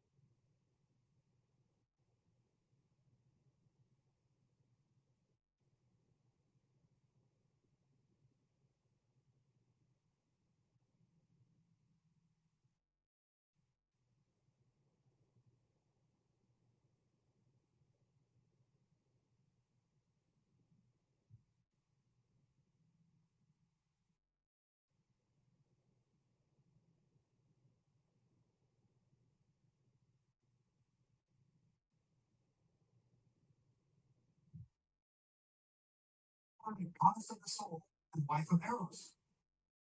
Psyche, that's it. Cell key 16. Flat earthism is often grouped under this branch of not accepted knowledge. Holly. What is pseudoscience? Right. That's not P12. In slang, these mean proof of supposed wrongdoing, usually in the form of screencaps. Now, show me them. Jack, what are receipts? Got receipts, yes. Semi. The W in Wall-E's name stands for this. She's dealing with all around him on Earth.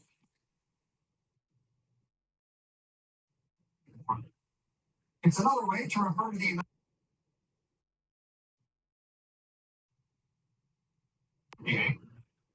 untrained.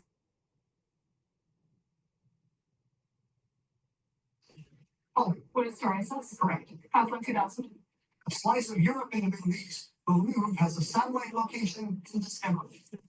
Ollie. What is the United Arab Emirates?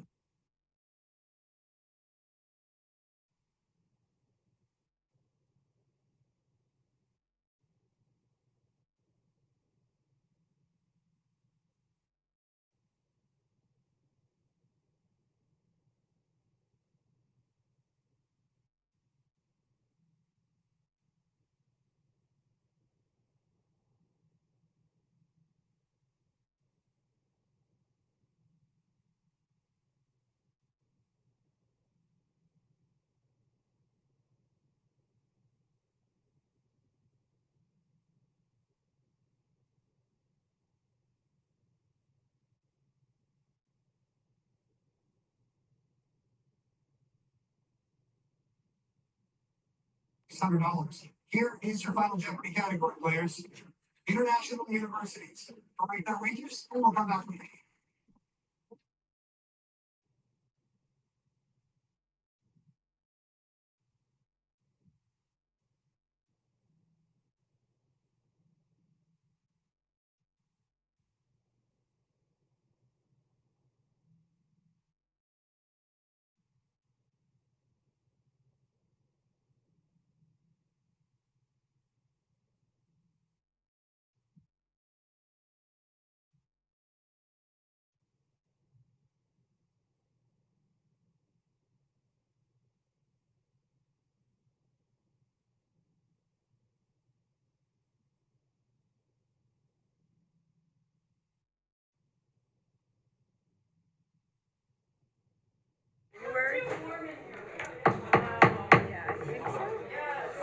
No, too many people out there.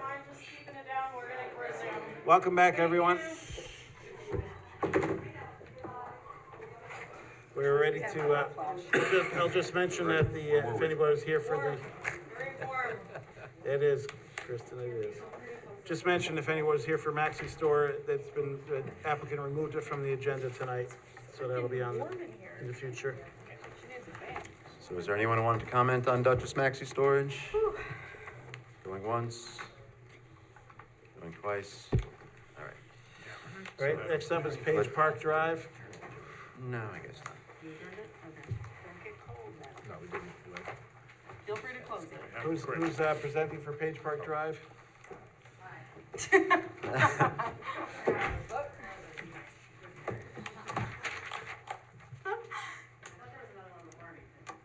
Yeah, they just wanted to adjourn. That's what, January, what day? 16. 16th, yeah. Thank you.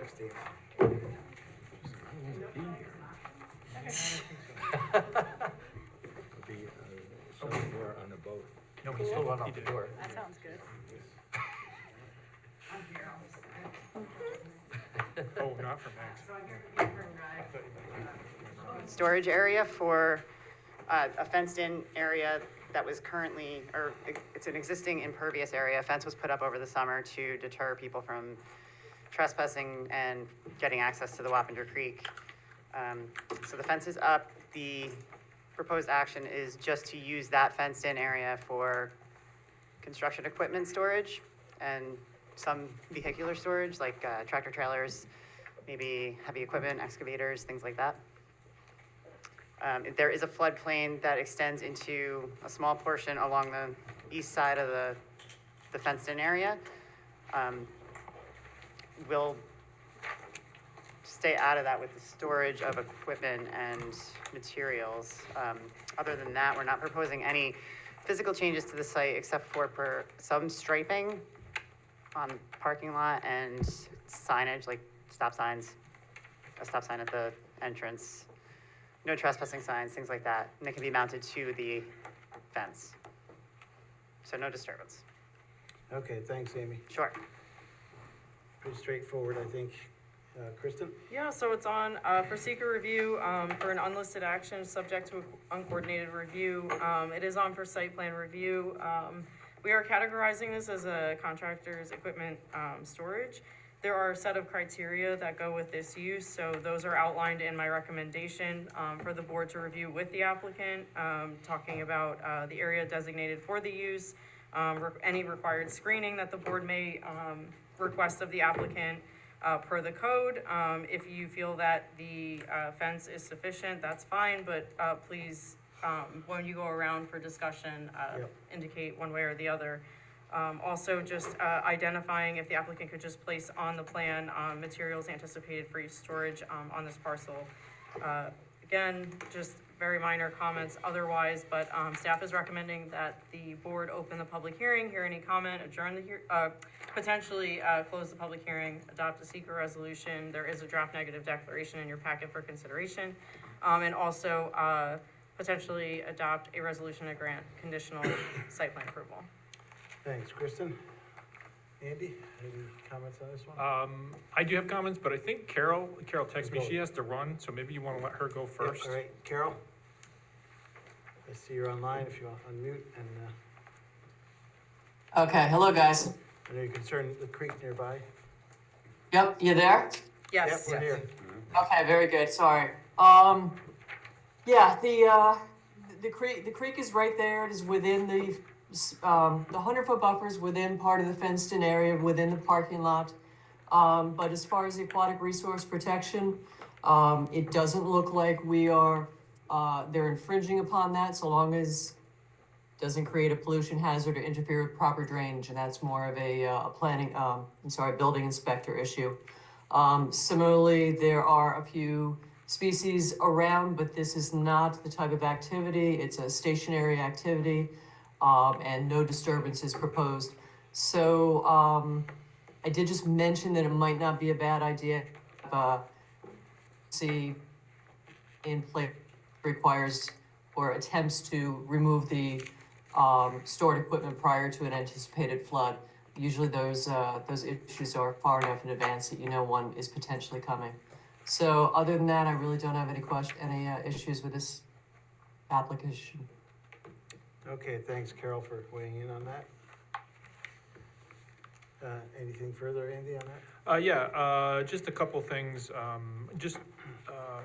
We are suggesting that the floodplain boundary be demarcated on the plan, on the pavement, and no storage happen within that area,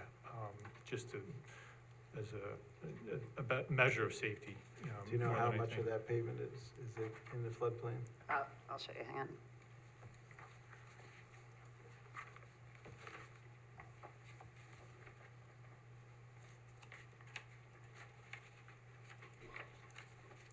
So this blue line that comes down is the floodplain. Ah, okay, there it is. And Just on the edge there. Yeah, so would striping be okay for a demarcation? Oh, okay. Yeah. Good. That's fine, that's good Okay. enough. We also had questions, typically when, we put fencing within the floodplain, there's flood vents required. I'm not sure if the floodplain administrator weighed in on that or not. Has anything like that been installed for the fence? For what, flood what? Flood gates? Just vents, they're like flaps. Oh, it's a chain link fence. Chain link fence. Yeah, okay, so then maybe it's not necessary. Yeah. And then I guess the only other thing is there any need for lighting for this? There's no intention to put lighting in.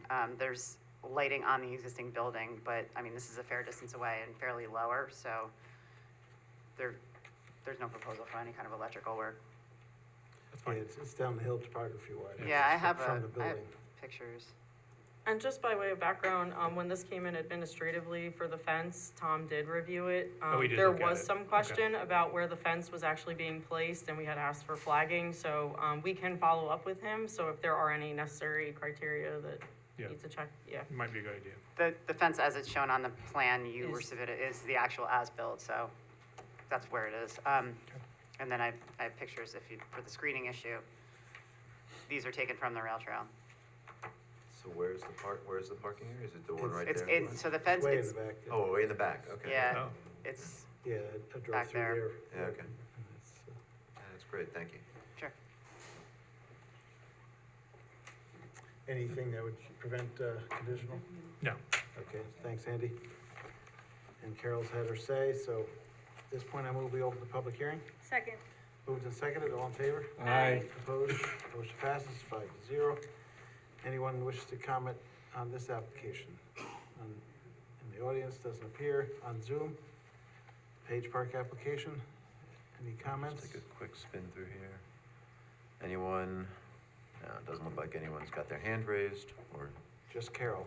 just Carol. And she's already commented. All right, I move we close the public hearing. Second. Moved and seconded, all in favor? Aye. Opposed? Motion passes 5-0. Let's go around the board for comments. Nicole? I don't think I really have any, this is straightforward. so. Rocco? No, there's no comments, thank you. Sharon? Nothing. And Nothing? Yep, the only comment I'll say is I went down there to, look at it, and the chain link fence looks fine, I don't think we need to put slats or anything in it for, Okay, for great. where location is down the hill from the buildings and not very visible from the rail trail, Right. so. And just, consider, Carol's comments about, an emergency plan, if there is a pending flood, a hurricane coming through or something, to Okay, move some equipment up out of the way.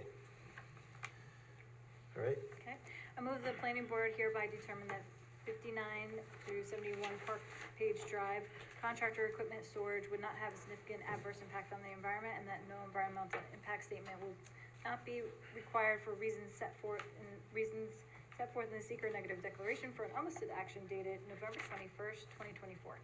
Second? Moved and seconded. All in favor? Aye. Opposed?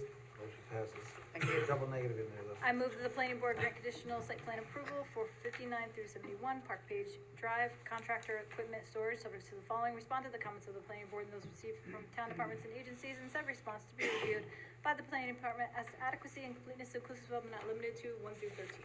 Second? Moved and seconded. All in favor? Aye. Opposed? Motion passes. Thank you. Thank you. Great. And on the, what's that? Does this also need, does the resolution need to include special use? No, maybe I cut and pasted that wrong. Wait, Yep. The seeker is what you're talking about? I think it's supposed to be a special use permit, I think it's just an amended site plan.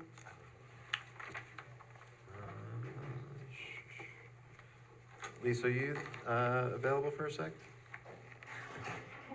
Of course. Do you I have think it any- is a special use permit. Oh, so I had it correct on the description, not in the resolution, so you'll want to amend, thank you, Eric, adopt a resolution to grant conditional special use permit approval and site plan approval. Okay. So I move that the planning board grant conditional site plan approval as well as special use permit approval for 5971 Park Page Drive. Second? Moved and seconded. All in favor? Aye. Opposed? Motion passes again. Thanks for Too quick with the cut and paste. clarifying that. And on the advice of That's council, I would like us to go back quickly, to Duchess Maxi Storage, open the public hearing and adjourn the public hearing. Okay, even though they removed Even though themselves. they asked us to do that, or that they Alright. asked, but that we, Oh, yeah. All right, you have to adjourn it in the same manner that you adjourn all the other technically open public Right. hearings. So, since it was advertised, correct. All right, for Duchess Maxi, I move we open the public hearing for Duchess Maxi Store. Second. Moved and seconded, all in favor? Aye. Opposed? Anyone wish to comment on Duchess Maxi Store on Zoom or in the audience here tonight? All right, no one changed their mind. Seeing none, I move we adjourn the public hearing to January 16, 2021. Second. Moved and seconded, all in favor? Aye. Opposed? Motion passes. Thank you. Thank you. Thanks for keeping us straight, Lisa. Actually, Rachel caught it. I just want to Thank give Rachel you, credit. She caught it. Yeah. Woo, it's going around. Yeah. All right, next up is Innis Garden Apartments, 126 Innis Avenue.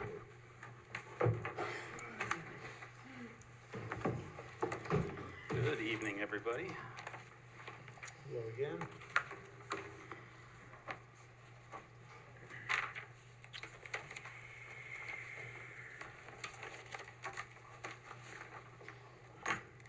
All right. All right, what have you changed? What's that? What have you changed since last time? We haven't changed a lot, so I can do a brief summary, but I think we presented last time and everybody is pretty familiar, so. Yep. Since we were here last time, we went to ZBA and they granted our variances for setbacks and our lot area. So I think we're in pretty good shape and ready to move forward. The only thing that I would like to point out that changed a little bit is that at advice of the board and planning staff, we amended our lighting plan. So we've included a more residential or decorative style lighting fixture. Much better. So there's 2 wall-mounted lights and 2 pole-mounted lights, so you can see that lantern style there. And then it's hard to see in this plan, but all the light levels at the perimeter of the site are 0. And then this new fixture also has a much better glare rating than the original, which the county was concerned about. So all around, I think it's a good improvement. This wasn't in your package with our last submissions because we just didn't have it in time from the lighting company, but has been revised and will be included with our final. Sounds good. That's much better for human scale stuff. All right. Kristen? Okay, great. That was so brief. I wasn't prepared. Thank you. It's on for a public hearing, seeker review for a type 2 action, site plan review, architectural review. You hit on a couple of those comments, the lighting, also the foot candles were a concern. I believe the board is satisfied with the color and material of the proposed fencing and the refuse enclosure, but I do leave that to the board to discuss with you if they have questions or comments, concerns. Staff is recommending that the board open the public hearing, hear any comments, potentially adopt a resolution to grant, let's make sure I have the right approvals this time. Grant conditional site plan approval, and then the planning board would conduct architectural review. There is oh, there is not, okay. I think we already had comments submitted from the county office. The only other item I think that was missed was just potentially, they had asked about a crosswalk or some kind of indication or pathway from the building itself out to the sidewalk. Right. I don't know if the board would like to talk to the applicant about that. It was just one of those items that was kind of missed in the conversation last time, if the board would require that or not. Thought we asked about including that. So what we need to do is, one of the last things is we need to do some spot elevations out in the parking lot just to confirm the location. The thought is we would come in near the entrance off the sidewalk, kind of where the cursor is right here, come in along the hashed island and then make a crosswalk over to the other hashed out entrance and get into the building. So that's where that crosswalk will be once we just verify that it's accessible and all that with our grades on the site. But the planting is gonna be in a way of getting out to the front sidewalk? No, Chairman, so Goals. right next to the plantings, there's a little jog in the driveway, if you can see my cursor there. So that's right along there is where we would connect into the sidewalk. Okay. And you're proposing that to be just paved, just striping on Just the existing striping, yeah. pavement? That's what the And county suggests. And you'll add a curb ramp in the existing curb? Yes. Okay. Okay, that, if the county's happy with that, that's good. We're gonna make sure that is delineated as a connection Yes, sir. to the new sidewalk. All right. So, anything else, Andy? No, not really, no. He mentioned the spot elevations, and we would like, when you do the spot elevations, we just like some extra, spots around the parking lot to make sure the drainage isn't interrupted where you're, cutting off, where you're adding the green space. Understood. I think it all slopes back to that area, so should work sheet flow, so it should be fine, but we will do all the elevations. Yep, great. All right, at this point, I move we open the public hearing. Second. Moved and seconded, all in favor? Aye. Opposed? Motion passes. Thanks for unsharing. Anyone in the room wish to comment on this application? Come on up. Come on down.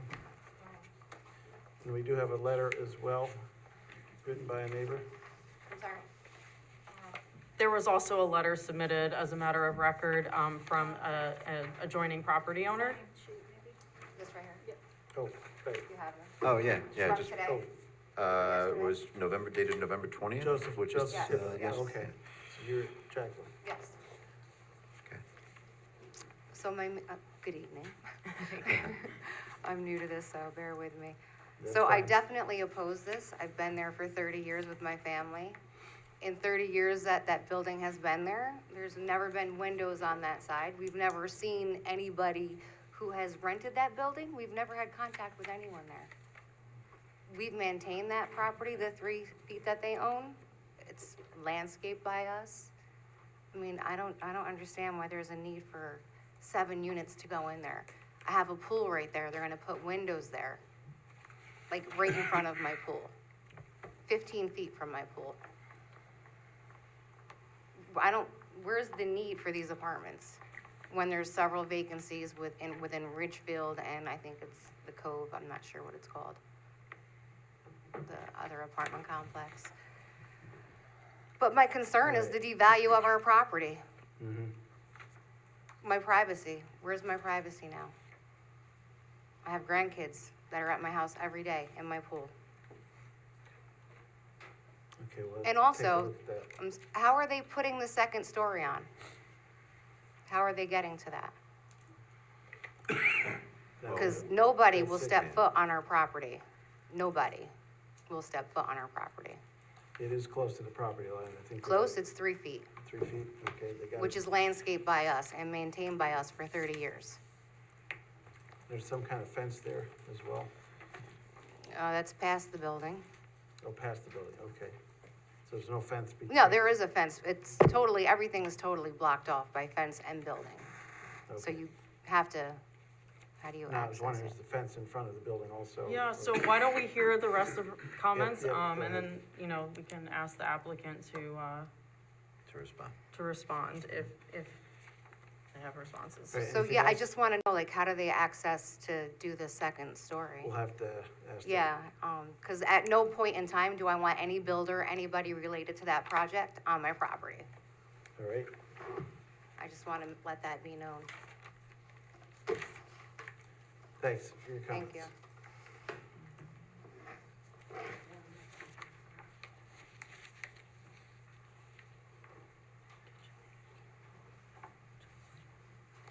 All right, anyone else?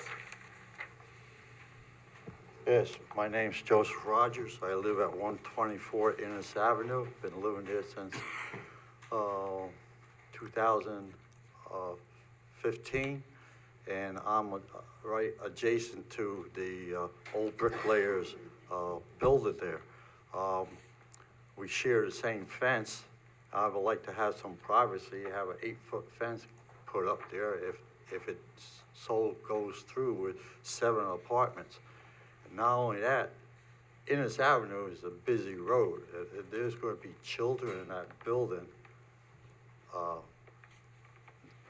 they may be running out on the road. Who knows? I don't know. But there's been a lot of accidents on Innes Avenue. And that was before the construction and after the construction was over, when they revamped the whole Innes Avenue there.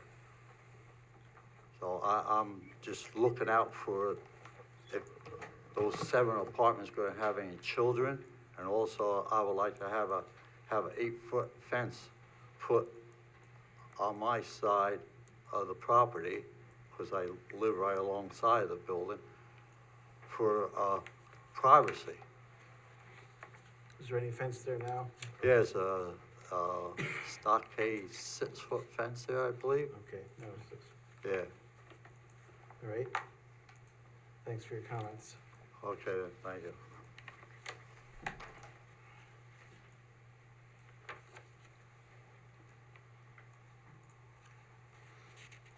All right, that was the only people who signed up.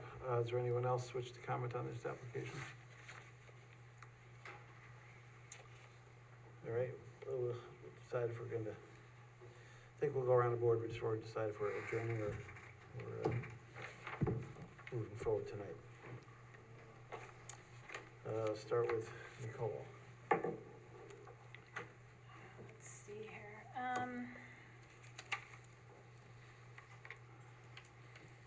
yeah, so, they bring up some really good, things here. How would that be possible for you, for this project to go forward and for, the construction to not impede on their property? Like, how would that work? Considering the fact that it's so close to them. I mean, you got a variance from the variance board, I guess, but it's very close.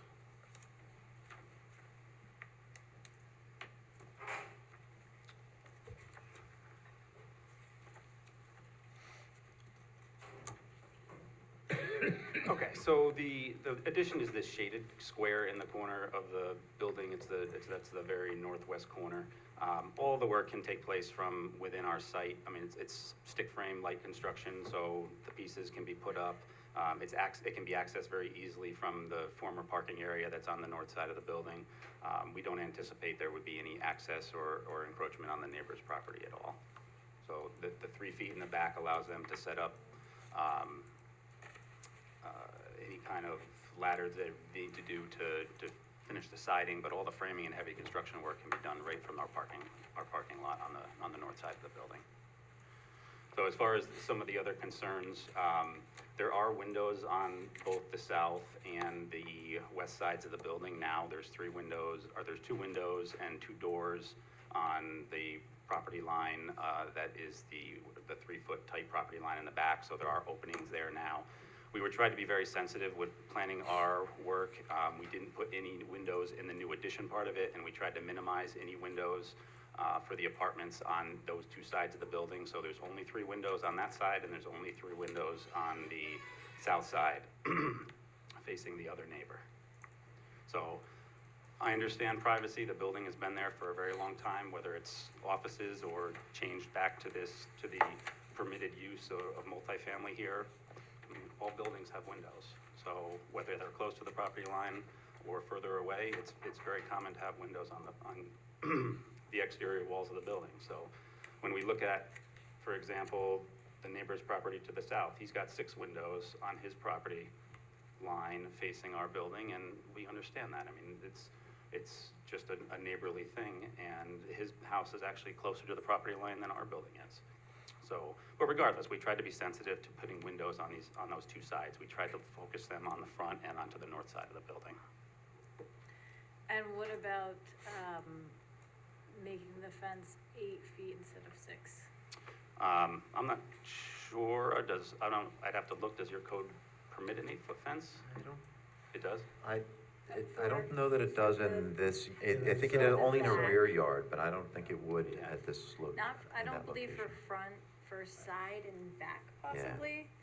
It could be, I don't have the code in front of me, but I'm pretty sure it would not be. I mean, we're willing to put a fence on the back property line to separate that 3-foot little space from the neighbor's driveway. The neighbors, I mean, they kind of utilize that area. We don't have a problem with that, but they keep their garbage cans there, they have kids' toys there, there's plantings there on part of it, so, you know, it's not something we're objecting to, and they would kind of lose that space. But if that would make everyone more comfortable, we would put a fence there, whether it's 6 feet or 8 feet. 8 feet's a pretty tall fence, but I guess we look to the planning board's discretion for that. Yeah, I'm not sure an 8-foot fence is gonna do much for the fence that's there now is already blocking the lower windows, I think, right? Well, this property is on the south side. Oh, that one. Okay, Yeah, the one in the back. The west I was thinking of. Yeah, this, if we want to put a fence on that property line across here, we're willing to do that if that's what the folks would want. Sure. So I'm not asking for a fence along the building, I'm asking for the fence along where the fence is already existing, an 8-foot fence there. Oh, you want to extend that one? Yeah, I want it higher. So where the window, there's only one window on that side, there's only one window, there's always only been one window. Well, I have the pictures that you actually presented to the zoning board. There's one window. Where there's two, you can come look at your picture if you want, and there's 2 doors. Where are there 2 doors?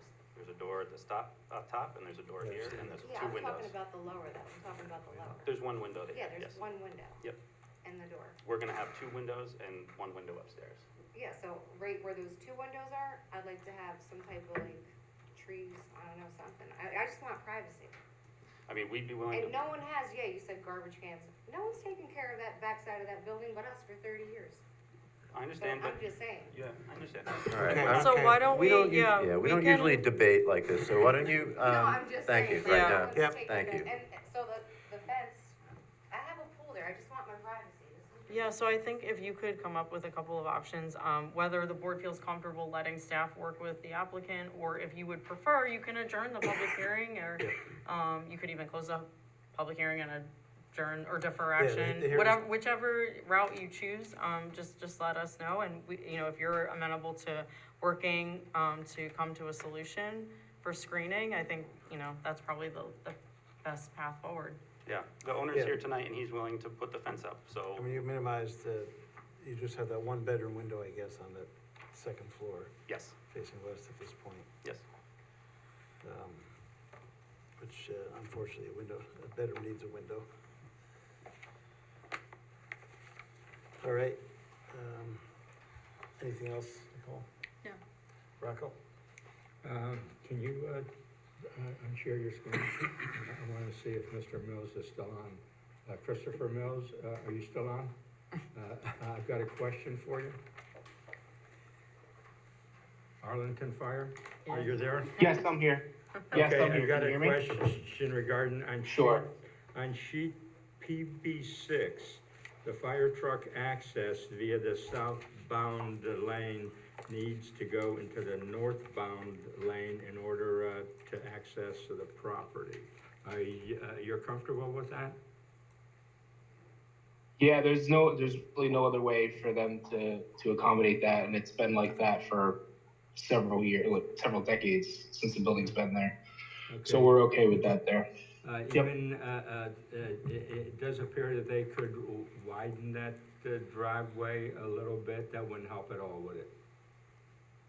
I don't believe it would help at all.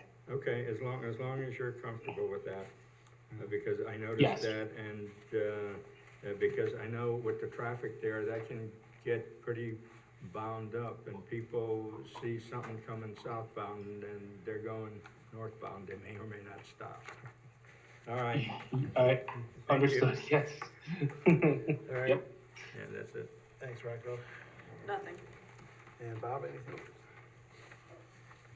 And I had a question about the trash. How's that work? Is that rollouts or?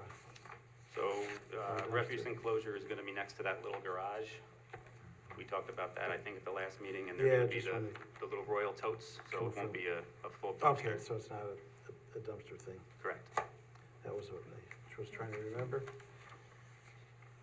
And I guess if you're willing to work with that, work with to work on the neighbor's privacy there in some way, I think we can move forward with that. So- Yes. So with that in mind, I move we close the public hearing. Second. Moved and seconded, all in favor? Aye. Opposed, motion passes. Let's, at this point,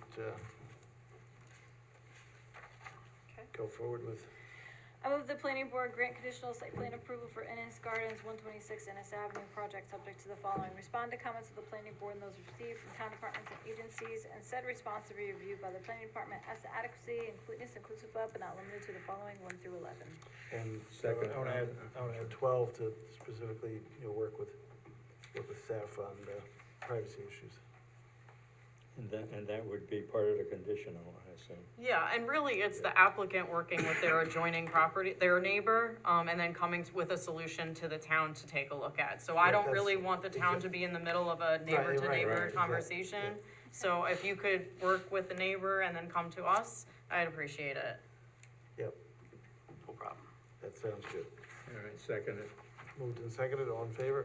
Aye. Aye. Opposed, motion passes 5-0.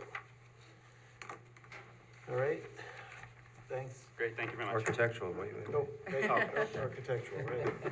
I mean, we got the architect here. You do. I already closed my computer. Oh, Sorry. Well, we have the. We have seen it. We have the plan. Yeah, so the building. It's basically a brick building. It's staying the same, we're not changing there's brick veneer on the base of the building, it's got those charcoal, roof lines, and then there's stucco at the top, and there's nothing changing on the building except for we're putting in a few windows here and there. Yeah, you showed us that last time. I did, yes. Anyone have any concerns with the architecture? No. In that case, I move we accept architecture as presented. Second. Moved and seconded, all in favor? Aye. Opposed, motion passes 5-0. All right, thanks again. Great, thank you very much. Am I going to get my fence 8 foot high on my property? We're gonna, No, there can't be an 8-foot fence on that side of the property. It's not allowed under our code. Town zone. Town zoning is maximum 6-foot high fence.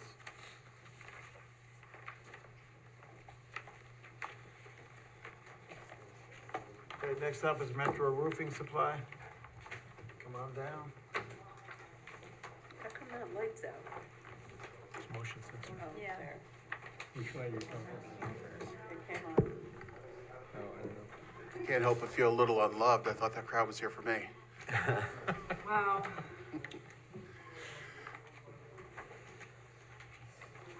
All right, welcome back.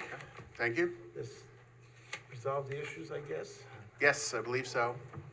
We've been in contact with town planning staff and with Andrew Learn about the remaining issues. The Transportation Corporation is no longer needed because the all point self-storage is going to be doing a separate connection to the sewer. Okay, great. Going to be removing that from the lift station currently on site. We are also expecting to have a bond estimate by the end of the week, per Mr. Learn's email yesterday. And we'll work with the landlord on getting a stormwater maintenance agreement, because we are just the tenant at this site. All right, great. Kristen? Great, thank you. It's been a long time coming, so thank you. It's on for public hearing, seeker review, special use permit review, site plan review, and architectural review. The planning board, just by way of making sure the record is clear and current, the proposed action is an unlisted action and it was subjected to a coordinated review. The planning board declared its intent to be lead agency in June 2023. To date, no objections were received. There is a draft negative declaration in your packet for consideration this evening.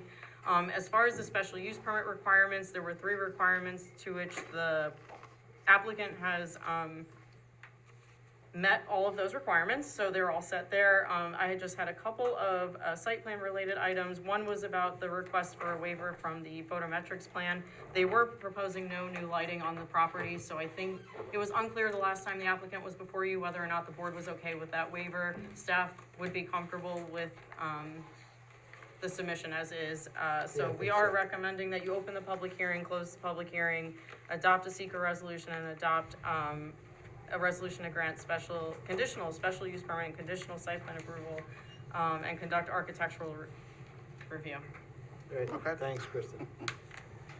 Andy, last thought? Yeah, so most of our comments have been addressed. I did forward the bond estimate to the planning staff just before the meeting.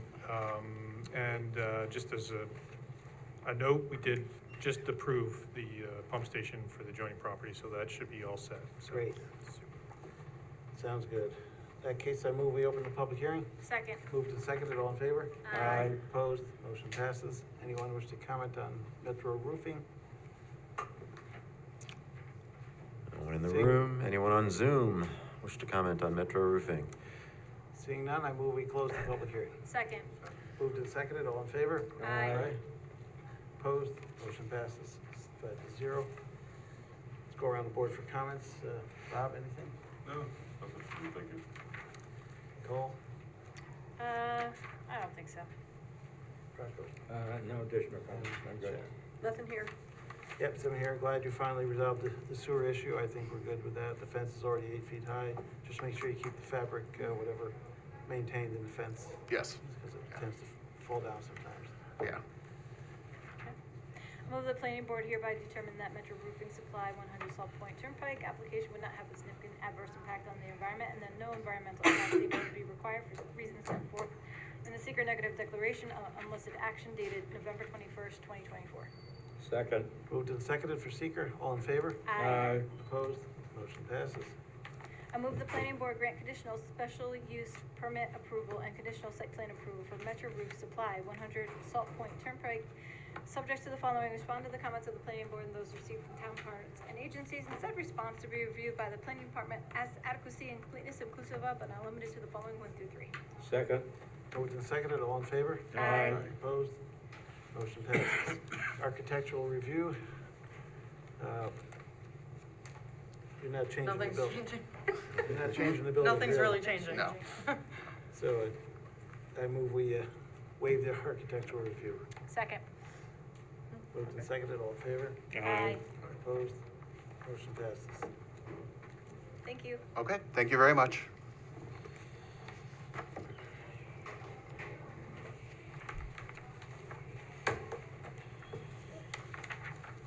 Next up is Best Buds Taft Ave. Hi, everybody. Frank? Amy's back.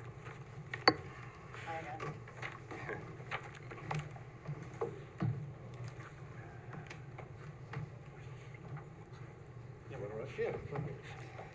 Best Buds is a proposed dispensary on at 4 to 6 Taft Avenue. The actual space is number 6. It was the old Better Tan, and before that, Video Treats. It's next to the K&D Deli in an established lot with an established entrance off of I think it's a DOT right-of-way. We received the special use permit from the town board last night, and the proposed site is not, we're not proposing any changes to the site with the exception of anything aesthetic or signage for the building and on the marquee. There are 51 parking spaces. I know that was a discrepancy on my plan, so. We recognize that there's some work that has to be done on our plan. In all honesty, we were concentrating our efforts with the town board to get the special use permit, because without that, we wouldn't be back with you. So Amy and I had a meeting this morning. We know we've got to do some work on the parking lot, show some snow removal areas and stuff like that. I do want to point out with respect to architectural approval, I brought a map. We were before this board last year, and October 19th, 2023, this board granted architectural approval for that drawing, and that's the way the building sits now. So I don't know if you can waive architectural approval or perhaps incorporate that approval resolution into this matter. The building's the same. So you're planning to update it at this time? This is already It's in already been place, updated. right? Yes, That's what it it is. currently Oh, looks like. yes, okay. We did the work earlier this year, so it Yeah, was like yeah, I that. thought It so. was based on your approval Yeah, that last sounds year. familiar. Yeah, but you were redoing some things. Yeah, and we'll be asking for a couple other things. Like, this site is really, people go in, get a sandwich and leave. People go in and get their marijuana product and leave. It's not really suitable for the EV charging stations, so we'd be asking the board for a waiver with that as well. All right. And that would Thanks. actually promote loitering potentially. Yeah. There was a pizza place right there in the pot. Yeah. I don't know. So parking, I know, is it's a question, but the current use is the Domino's Pizza doesn't have any indoor seating, so I don't know that it shouldn't necessarily be a classification of fast food as far as parking goes. It's mostly delivery, or it's either delivery or takeout. Okay. Kristen, what's your thoughts? Okay, yeah, so it's on for a public hearing. This is the applicant's first appearance before the planning board. As was noted, the town board granted the special use permit for a cannabis retail dispensary. The applicant, currently has their proximity protection. I think they're in pursuit of their full license to, Yes, that's correct. yeah, so that's still underway. This is not, unsimilar or dissimilar, what's the correct word? It's getting late, to another application, for cannabis retail that we've reviewed. So, you know, that's kind of something that we're making sure that we're keeping tabs on. As far as the parking, yes, I think let's just, take a closer look at that, between myself and even the zoning administrator. I'm sure we can work that out. I know DOT provided comments. I don't know if there's an update on that. Yeah, actually, they had recommended a traffic study, and we're gonna be engaging Collier to do a traffic study for us, so we'll. An analysis, yeah, and I know like site distance might have been a concern or something, yeah, so So- I, as long as you have the comments and you're working through that. I have a question about that, though. Sure. We're not asking for a permit from them. We're not asking to change their entrance. Correct. So it's just a recommendation to the board. That entrance has been there, now, 30 years? So Yeah. I don't, I mean, their comments to you, as the applicant, I would just say, if you'd like, we can kind of follow up, with them. okay. We could just set up a meeting and talk to them and see, you know, what they, I guess I'm just trying to determine if it's necessary, if the board is definitely gonna require a full-on traffic study. I don't know if you have an idea of what your anticipated, traffic flow is for this site, or. Average the traffic daily, I study think. would identify what is Yeah. typical for. Actually, for this, so. not only is this gonna be a business where you can go in and buy product, but they're also delivering. It's anticipated that they're gonna have between 50 to 60 visits a day, plus maybe another 20 visits that'll be delivered. The operating hours are going to be from 9 AM to 11 PM, subject to the town's approval.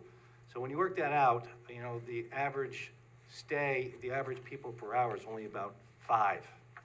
So it's not gonna be, yeah, It's not gonna be a lot of I think traffic this all is at just a better conversation to have with the Department of Transportation, because they are the ones who issued those comments, and I think we can follow up. It is new in the town, so I think, you know, in other instances, we have required a traffic analysis, so let's, the next step is to just discuss it with DOT. Yeah, I think it'd be good to know the difference between what was there now, what was there Correct. before, and what this will produce. Okay. Just for our own information. yeah, when I don't know when where the Video brick- Trees was there, I think Video Trees probably had a lot more traffic Yeah. than this place is. Well, going that to may have. be, right. The other thing is some of the dispensaries we've seen, you know, we've heard at least anecdotally that there's a pretty intense initial, you know, reaction to their opening, and so they made this, we've seen opening plans and things like that for certain kinds of businesses. Maybe that's something that, you know, could at least be talked about, whether or not it's necessary to actually do that full-blown, That's, you know. that could be folded into the conversation with DOT. I think the conversation with DOT to see if there's anything specific that they really think they need or not. We'll reach out to them. Okay, yeah. And we'd like to be part of that when you do speak to them. Okay. All right? Just to finish, or I don't know if I was done yet or not, but, it is on for a public hearing, so we are recommending that the board open the public hearing, at this time adjourn the public hearing and defer action, with comments, and I will also just note that we did, circulate this to county planning. They had some comments about the lighting, so I know that, you guys are usually pretty good about being able to address any of their concerns. Yeah, actually, when we came in for architectural review, the existing lighting plan was also approved by this board back in October of last year. So that was submitted to you and what I submitted to the board? Yep. That's the lighting plan that was approved in '23. All right. We'll just blame Eric for that. No, I'm just kidding. Okay, we'll, take another look at it, but yeah. Yeah, since the submission date for the December meeting is just Monday, I think we're looking at a January meeting. Yeah, that was my next question to you. Before 900 Dutchess Turnpike. Yeah. No, actually, I don't want those people here for our presentation. They deserve a special meeting, don't they? Yeah, special meeting. I will point out that the January submission deadline is Monday, December 23rd. And just given that, I just want to let you know now that there will be very limited wiggle room for any kind of a late submission, as in that day is it, just given I already know staff scheduling. So if you need additional time, especially with trying to organize something with DOT, I don't, you know, it could go quick, but I would recommend trying to do that sooner than later. Yeah. All right, thanks, Kristen. Also, I mean, again, it is on for a public hearing, so in all fairness, we should be hearing comment and taking that into Right. consideration as well. For sure. Anything, Andy? Yeah, I mean, we just had comments about lighting, which, you know, I didn't realize that it was the same because it, you know, hadn't changed from before. But And if our- there's anything we can do to reduce the intensity, our you know, a standards little have bit, that possibly would be changed, but- great. Okay, we'll look at that. All right, I move we open the public hearing. Second. Moved and seconded, all in favor? Aye. Aye. Opposed? Motion passes. Anyone in the room wish to comment on this application? Or on Zoom? Felicia. On has her Zoom, hand we up. have a hand raised by Felicia Salvatore. Is that how you pronounce it? Yeah. Sorry. I just, well, my dog is whining, so sorry about that. I just wanted to say, when was the last time that the Better Tan was opened? How many years ago was that? I don't know offhand. It's No, been- you don't know. it's I prob- mean, it'll just be nice to see, you know, that corner, you know, have more business in it. Yeah, And, I think it's been at least 3 or 4 years since it's been yeah, empty. yeah, it does seem like it's been a while, and, you know, it's a nice location. I think that'll be a good spot for that. And, I think it's a good plan. Great, thanks That's for your all. comments, Felicia. Anyone No else? problem. Anyone else on the Zoom? You can raise your hand or just unmute yourself. And there will be another There will be another opportunity, so opportunity. at Oh, this wait, point. I have someone in the chat. Let me just make sure it's not something new. Hold on. Right. I'm not sure where to rent my video. Let's see. This gentleman, oh, it's not about this application. Is it possible to have access to a recorded video of the meeting? Yes. And it's online on the town website. And if you need help finding it, just call the planning department. We'll help you figure it out. Isn't it also on YouTube? Town YouTube. It's a YouTube channel, but you get to it from the town From the town website. That's how I get to it, because I'm old fashioned. All right. All right, I move the planning board adjourn the public hearing to January 16th, 2025. Second. Moved and seconded, all in favor? Aye. Opposed? Motion passes. All right, go around for comments here. Start with Sharon, I have nothing. Rocco. Yeah, I've got a comment or a question that may spill over into the architectural review. I assume that the security would be available for all hours, including when the deliveries will be done, and then as far as I read, the deliveries will be done in the rear? A couple of things going on, yes. First of all, the security is every time that they're open, from opening to closing. And the security to get in is really quite good. To get in, you have to prove that you're 21 years or older. You can go in and look at the product, but before you can even place an order, you have to prove again to a different person that you're 21 years or older. The deliveries are not made by vans or trucks. They're made by regular passenger vehicles. So it would be delivered right through the front door. The front door, so I thought I read it was gonna be in the back. Yeah, there's gonna be a secure location so that when there's a delivery happening, So then, will there be, because the reason I ask also is that, given the way the back is currently, or where, I don't know if it's to the side or the back where you come in there, is that, and then I also noticed that the security personnel are in the front of the store. They're in the front and throughout the store. Okay, throughout the store, so there's more than one? Yes, absolutely. so they also will try to arrange to have security, deliveries during off hours so that there's not other Right, customers in well, that was part of my concern, Yeah. was that off hours, will there be security there off hours? Because off hours will be midnight. No, 8 no, a.m. no, no, off hours is, if they open at 11, it would be like 10:30. It says you're open from 9 a.m. to 11 p.m. Right. is what But Mr. Reddle said. So it would just be, it wouldn't be in the middle of the night, it would be, before there were customers in the store. But when it's closed, it's alarmed and security cameras still Right, are on. but that's not my question, is that Will there be security when there is off hours?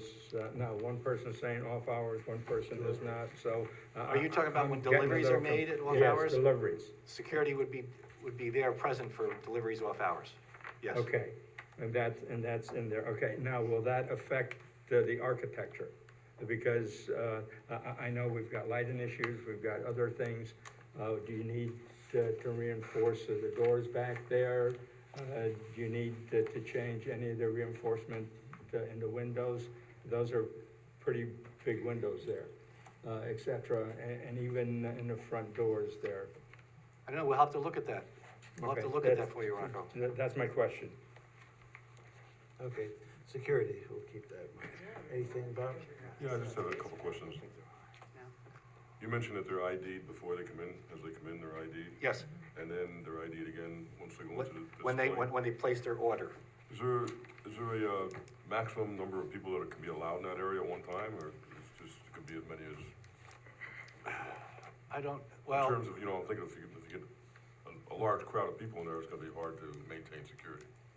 you're right, and I think what they would do is they'd probably stop people at the door. If there's too many people in, let people leave before the next people come in. Okay, thank you. Good, good question, thanks, Bob. Nicole, anything? Not really, I just want to reiterate that, the water department is looking for backflow prevention.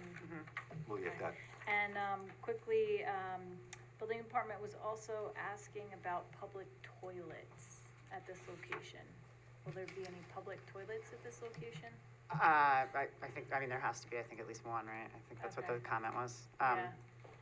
I mean, there obviously are toilet, well, I would assume, because it was a tanning salon, there's gotta be some kind of public toilet area that, Right, but we'll tighten up the, floor plans. okay, all right, thanks. Thanks, Nicole. This isn't too close to the school, right? No, it's not, it meets all of the requirements, we didn't have to, From a state perspective. yeah, okay. We wouldn't have got the special use permit without it. yeah. Yeah. So I guess the only issue I have then is to, you know, go over the thing with the DOT. Yeah, well, It's offline. we'll open some communication lines with staff and See if, us. see if a full traffic study is necessary. We'll rely on that discussion to Okay. see what you need to do. And that's it. Okay. Before you go, just one thing, the dumpster, it's kind of been a pet peeve for a long time. We're yeah. working with Royal on that. We're gonna be able, the dumpsters at the far end of the parking lot, they're gonna be gone. We're gonna incorporate those with the other enclosure that's on site. So they're gonna be in the enclosure that's already there? Correct. Okay, Yep. all right. Versus what's the enclosure's being used for now. Well, you have Yeah, to what is the expand. enclosure being used for now, or why, what? There's a dumpster in there now. Oh, okay, so you just have an There's just extra, one dumpster in there now. It's But small. will you need to expand the existing enclosure? I don't think so. The dumpster that's there now is pretty small, so I think that they can fit an equal volume of refuse So is it containers. on the far right? It's on the, far right that's of it, the on building. the right. Yeah. And it's set back a little bit from the front, I know, I mean, you know, from being Yeah. out there, but, so, I just, if you need to do anything differently for that, like, now would be a great time to just Right. incorporate it into your plan, so That's just what we want. think it through and make Yeah, sure it's, those are some of the things we discussed this morning, and we have to Okay. incorporate in our plan. all right. All right, and they'll be all set for next time. Yep. Okay. Move the planning board defer further action on this application, direct the applicant to respond to comments in writing for the planning board and those received from town departments and agencies included but not limited to the following 1 through 12. Second. Moved and seconded, called the question, all in favor? Aye. Opposed? Motion passes 5-0. Thank you. Thank you. See ya. Is this January 16th too? Yes. January is gonna be very busy. Yes, looks like it. Could be. But things get deferred again, so. Locust Grove Crossing, Hello. welcome back, guys.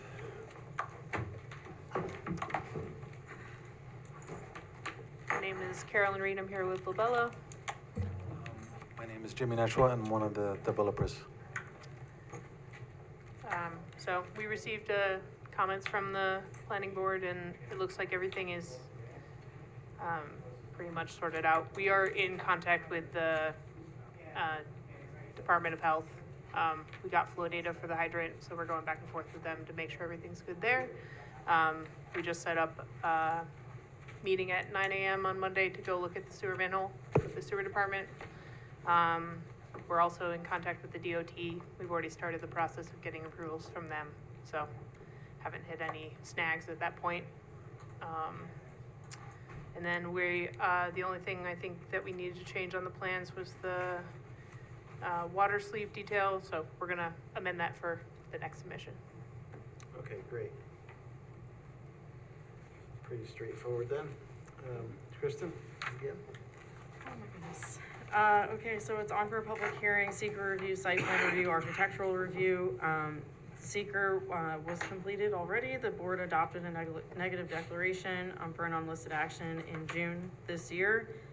My only comment was that the application is subject to architectural review. I know that Andy had a couple of outstanding comments, and the board might ask a couple of questions related to, there was some landscaping at the southern part of the property line. So I am recommending that the board open the public hearing, hear any comment, potentially close the public hearing, and adopt a resolution to grant a conditional site plan approval, and then conduct architectural review.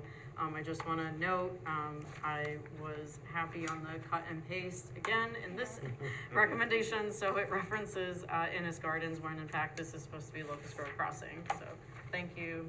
Yep. Right in the, Yep. you got it already. I Okay. do. All right. Andy? Yeah, so most of our comments have been addressed. The main issues that we have are related to the easements and in conversations with the adjoining property owners, and looking for some documentation that says that they will actually be, provided. But I mean, I think at this point, it's okay to make that a condition if the board so chooses, so. Is there any, so you're okay with conditional then? Yeah. Okay. That was my main question. Yes.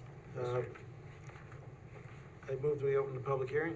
Second. Moved and seconded, all in favor? Aye. Opposed? Motion passes 5-0. Anyone wish to comment on South Road Crossing? I mean, Locust Grove Crossing. Locust Grove Crossing. Another crossing. Too many crossings. Seeing none, I move we close the public hearing. Second. Oh, wait a minute. I see Carol and Abella is That's unmuted. me. That's me. Never mind. As Rosanna Dana used to say.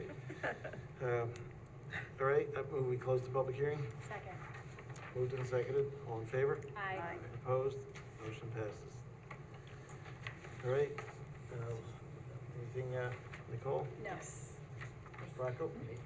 Yeah, I'd like a clarification, and I may have asked you this in the past, but it's been a while since you've been here, et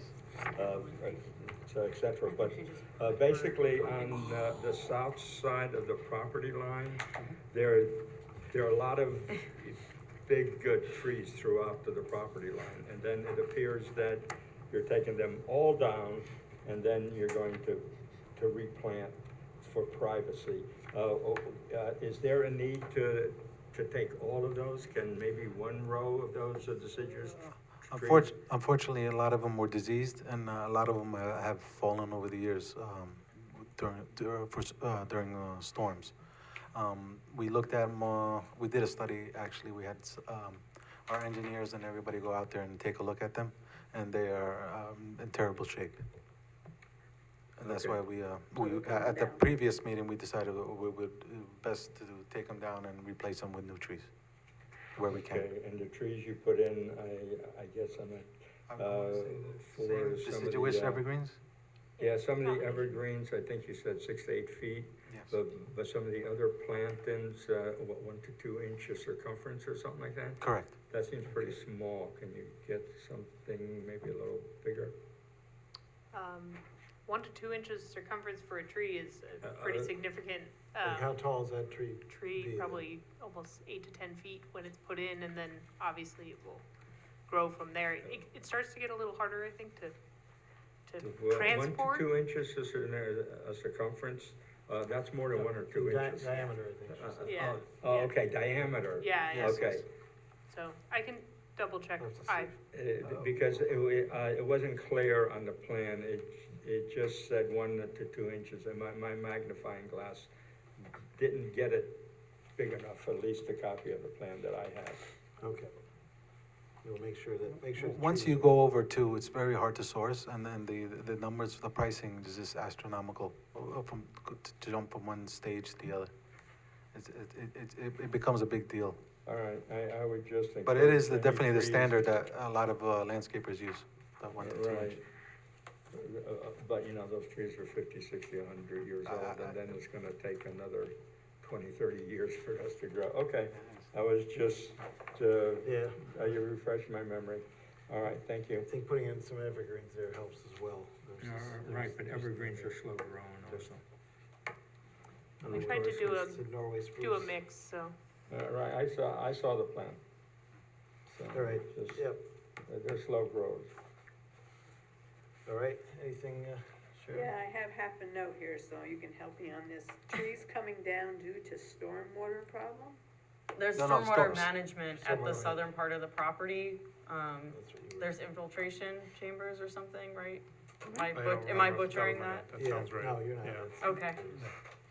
So some of those trees were, are in the way of putting in the underground stormwater.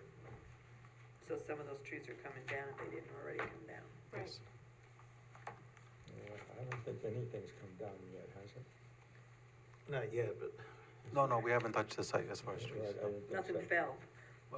except for the roof of the house. Maybe a few years ago, some of them might Oh, fall. okay. The house is, It's in terrible shape. is pretty much, gone. The good thing we did the asbestos removal, that's been all done, taken care of. Great, So the next stage will be demolition. super. Good to see it move forward. Bob, anything? No. Yep, nothing for me either.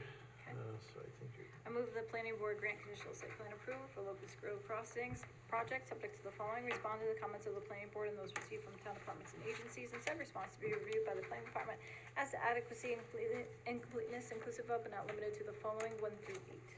Second? Moved and seconded, all in question? Aye. Aye. All in favor? Opposed? Nothing, motion passes 5-0. And architectural review, can you flash that up again? We've seen it a few times, but we like the architecture in general.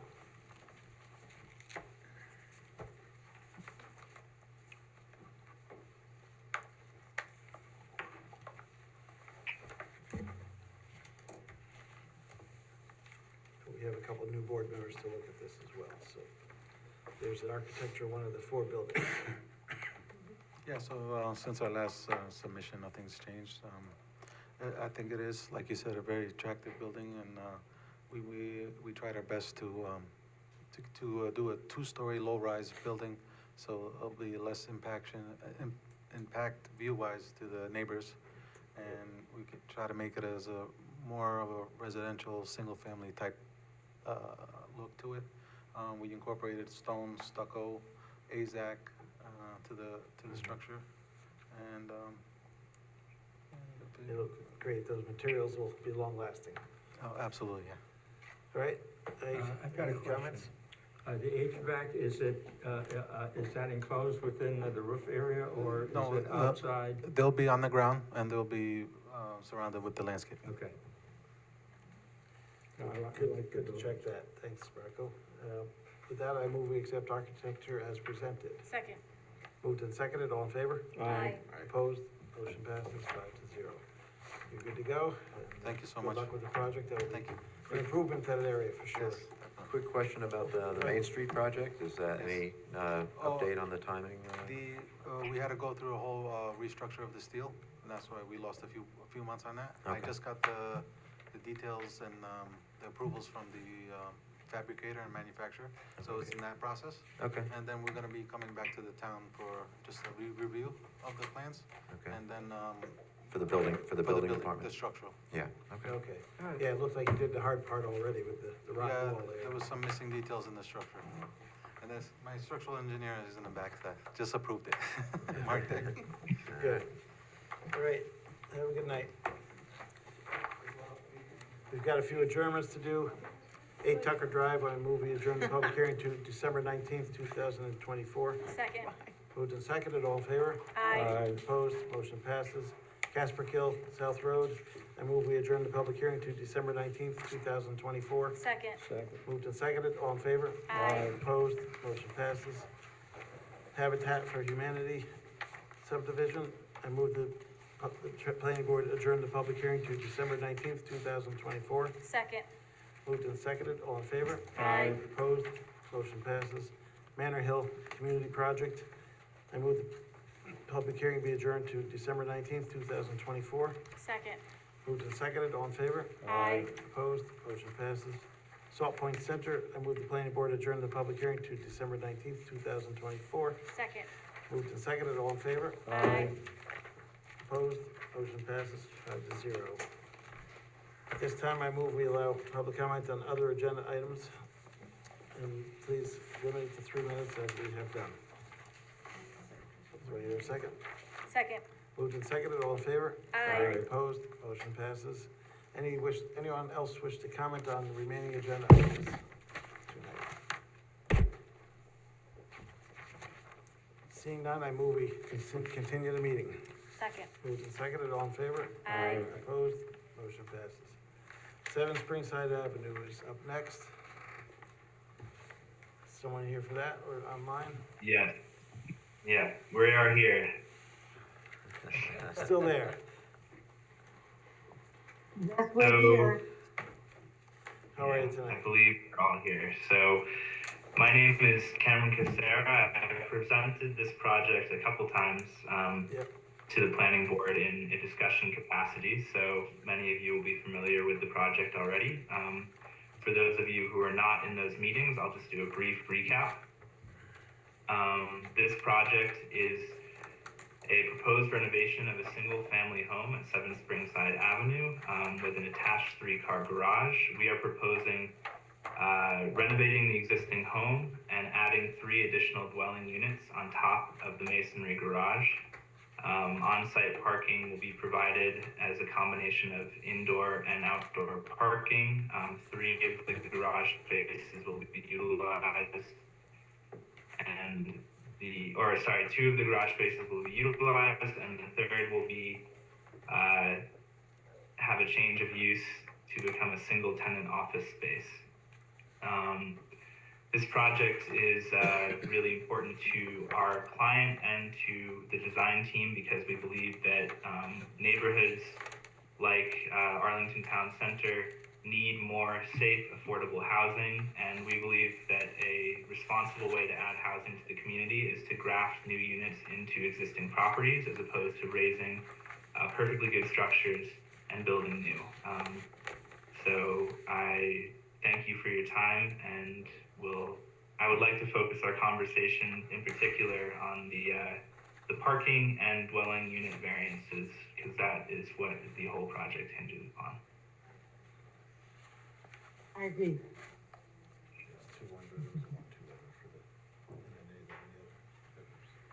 All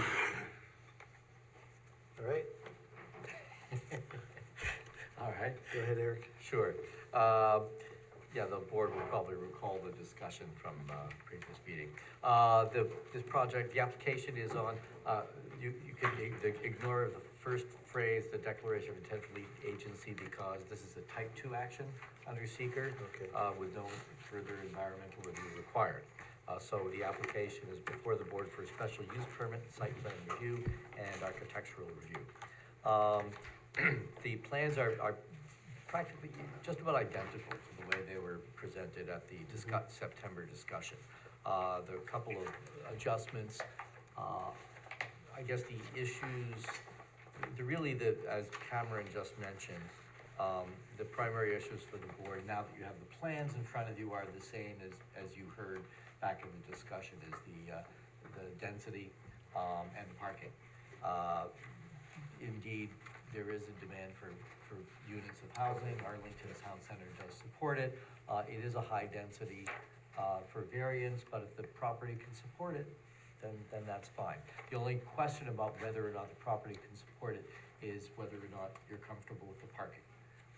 It is showing a particular layout of parking in order to achieve the 7 spaces minimum that are required for the 12 bedrooms in 4 units and the commercial space.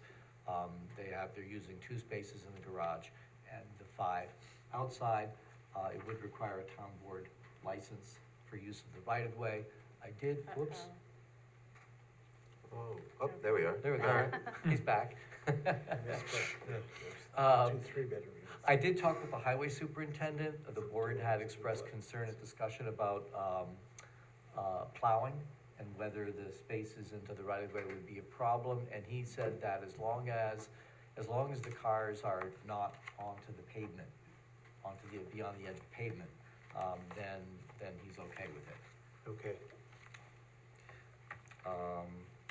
That's pretty Yeah, that much was- it. There's some, it would help to have comments, or there's some miscellaneous comments.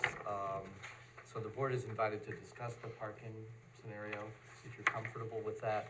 It is a little odd in that there are 3 spaces outside of the 2 garage units, and they're showing a spacing from the face of the garage sufficient that's needed in order for the 2 side spaces to get in and out of the tandem parking. There's nothing physically to have vehicles hold that space. Right. So it's just, cars may park there, they may not. I don't know, I don't know if they're proposing to mark or physically mark those spaces in any way, but it seems like it might be workable. So that's for your discussion, and we just wanna see just some of the information, more of the plans for next time would be to clarify the Van de Water Avenue roadway. I know the fire department had concerns about, parking. There's a hydrant across the street, so we just wanna see where the pavement is, the right of way. That's pretty much it. Yeah, the Well, hydrant. Go ahead.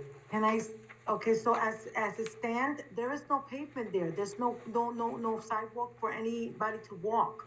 There's nothing there that's available for any, space to walk in either side of that road.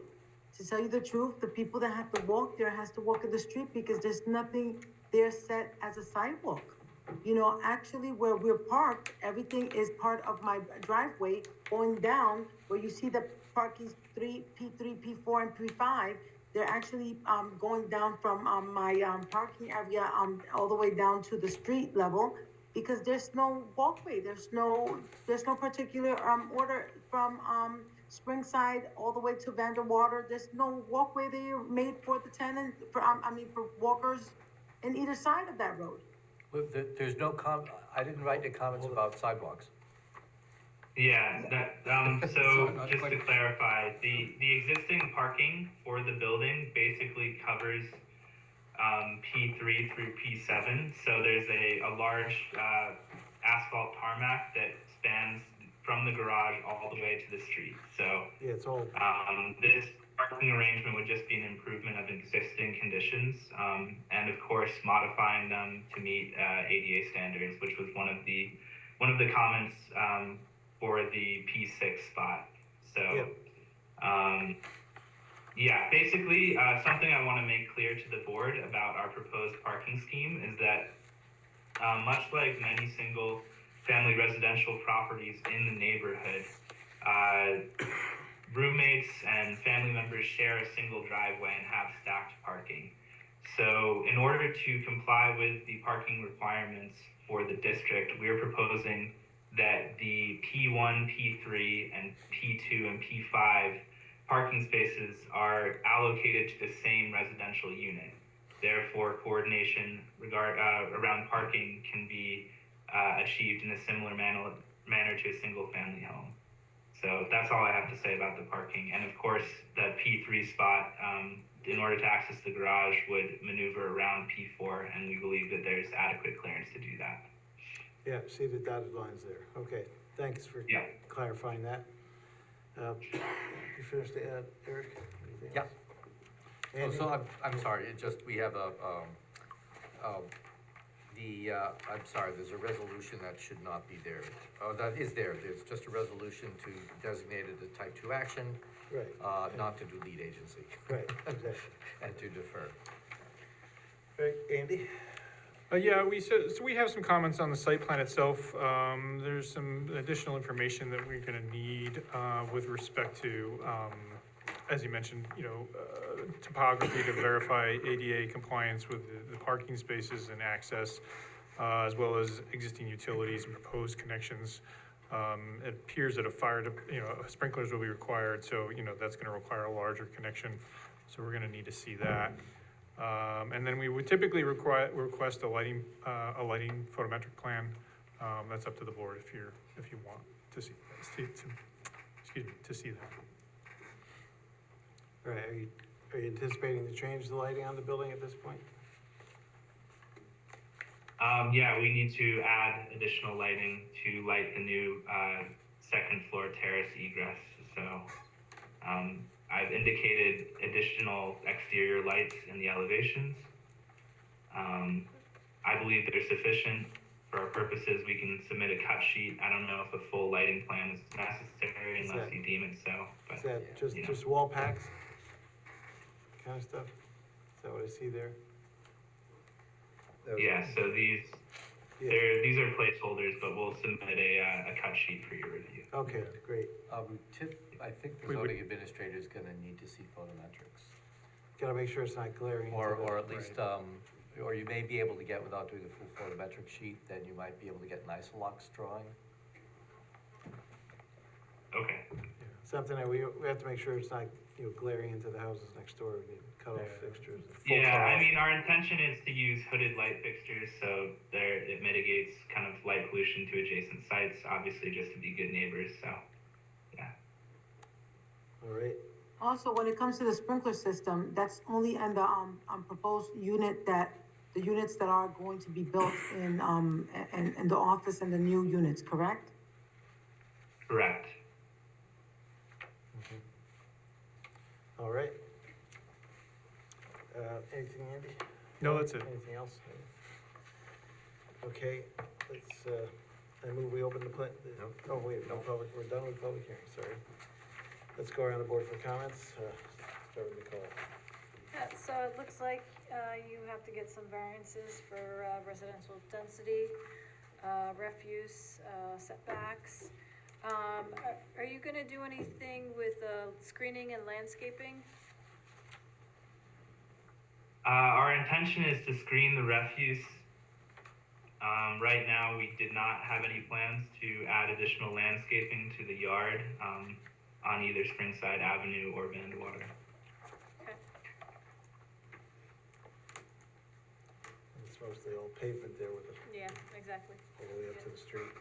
Rocco, anything? Yeah, I've got a couple of questions regarding the parking.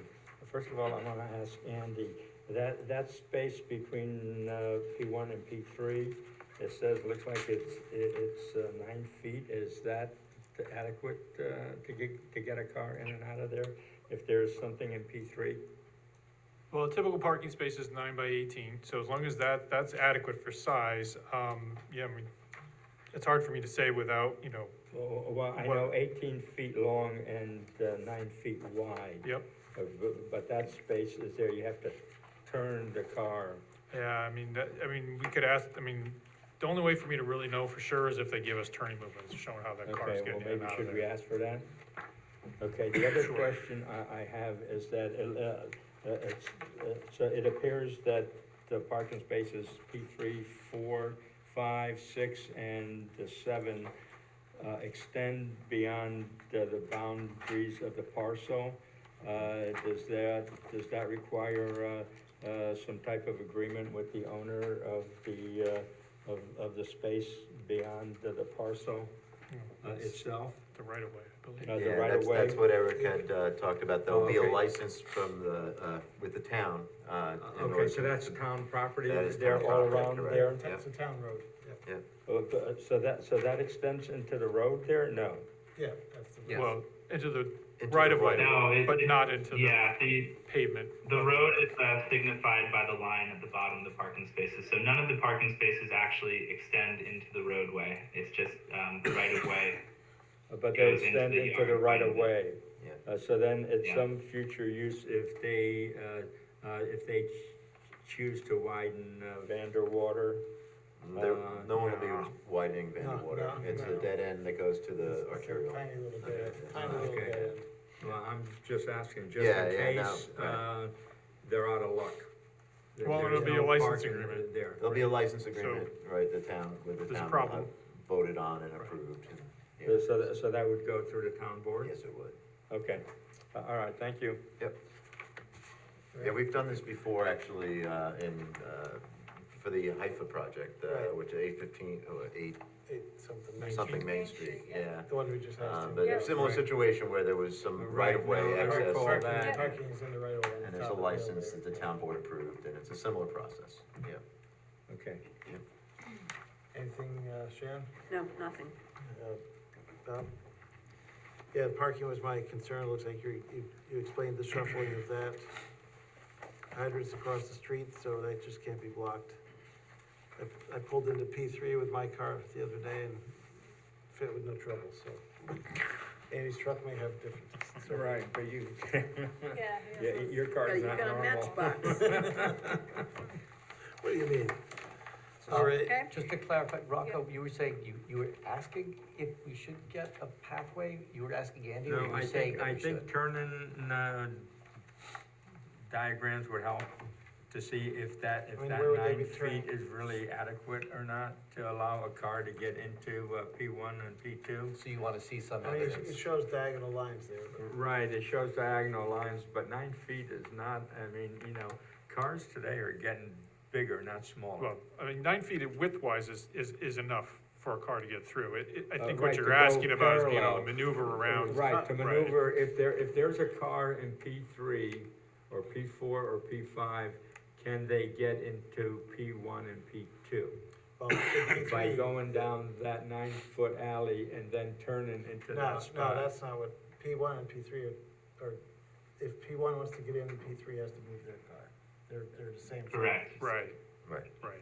Okay, So so how is that a tenable arrangement? because it's the same unit, Same right? apartment. They're the same apartment, so Just like, like your I, house. if I have a driveway we have 2 people in the family who live, and it's a single driveway, you have to have a conversation about who needs to get out first tomorrow morning, and then make sure that the cars are in the proper order. They just work that out. Okay, Exactly. Yeah, P4 is its own unit. Yep. okay, so P4 is a separate unit, and then P1 is- P1 and P3 and So you go together. P2 and P5. Yeah. P2 and Yeah. P5 go together. It's actually a pretty clever way that they've conceptualized that, I think. It makes sense. All Cameron. I move that the planning board determine that the proposal meets criteria for seeker type 2 action pursuant to seeker part 617.5 C18, requiring no further environmental review. Second.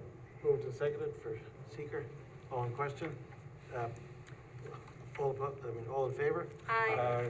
Opposed? Motion passes 5-0. I move the Getting planning late. board defer further action on this application as incomplete and subject to the following. Respond to comments of the planning board and those received from town departments and agencies, and send responses to be reviewed by the planning department as the adequacy is inclusive of not limited to 1 through 10. Second. Moved and seconded. All in favor? Aye. Opposed? Motion passes Thank you. 5-0. Thanks. Thank you. See you next time. Oh, what about the variances? The which? No, that's the zoning board. We're the planning board. Oh, Yep. Yeah. Mhm. Have a Okay. good night. Yeah, you have to go to the zoning Thank board. So have a good night. That was a note from the good last. night, thank you, good job. Thank you. Good night. We gotta go to zoning from the last meeting. Salt Point, 160 Salt Point Turnpike. Hi. Still hanging around. How's it going tonight? Can't get rid of you tonight. Wow. At least I go fast, right? All right, welcome back, Amy. Thank you. 160 Salt Point Turnpike is at the corner of Salt Point and North Grand Avenue across from the Corn Crib. It's it was most recently an existing accountant's office.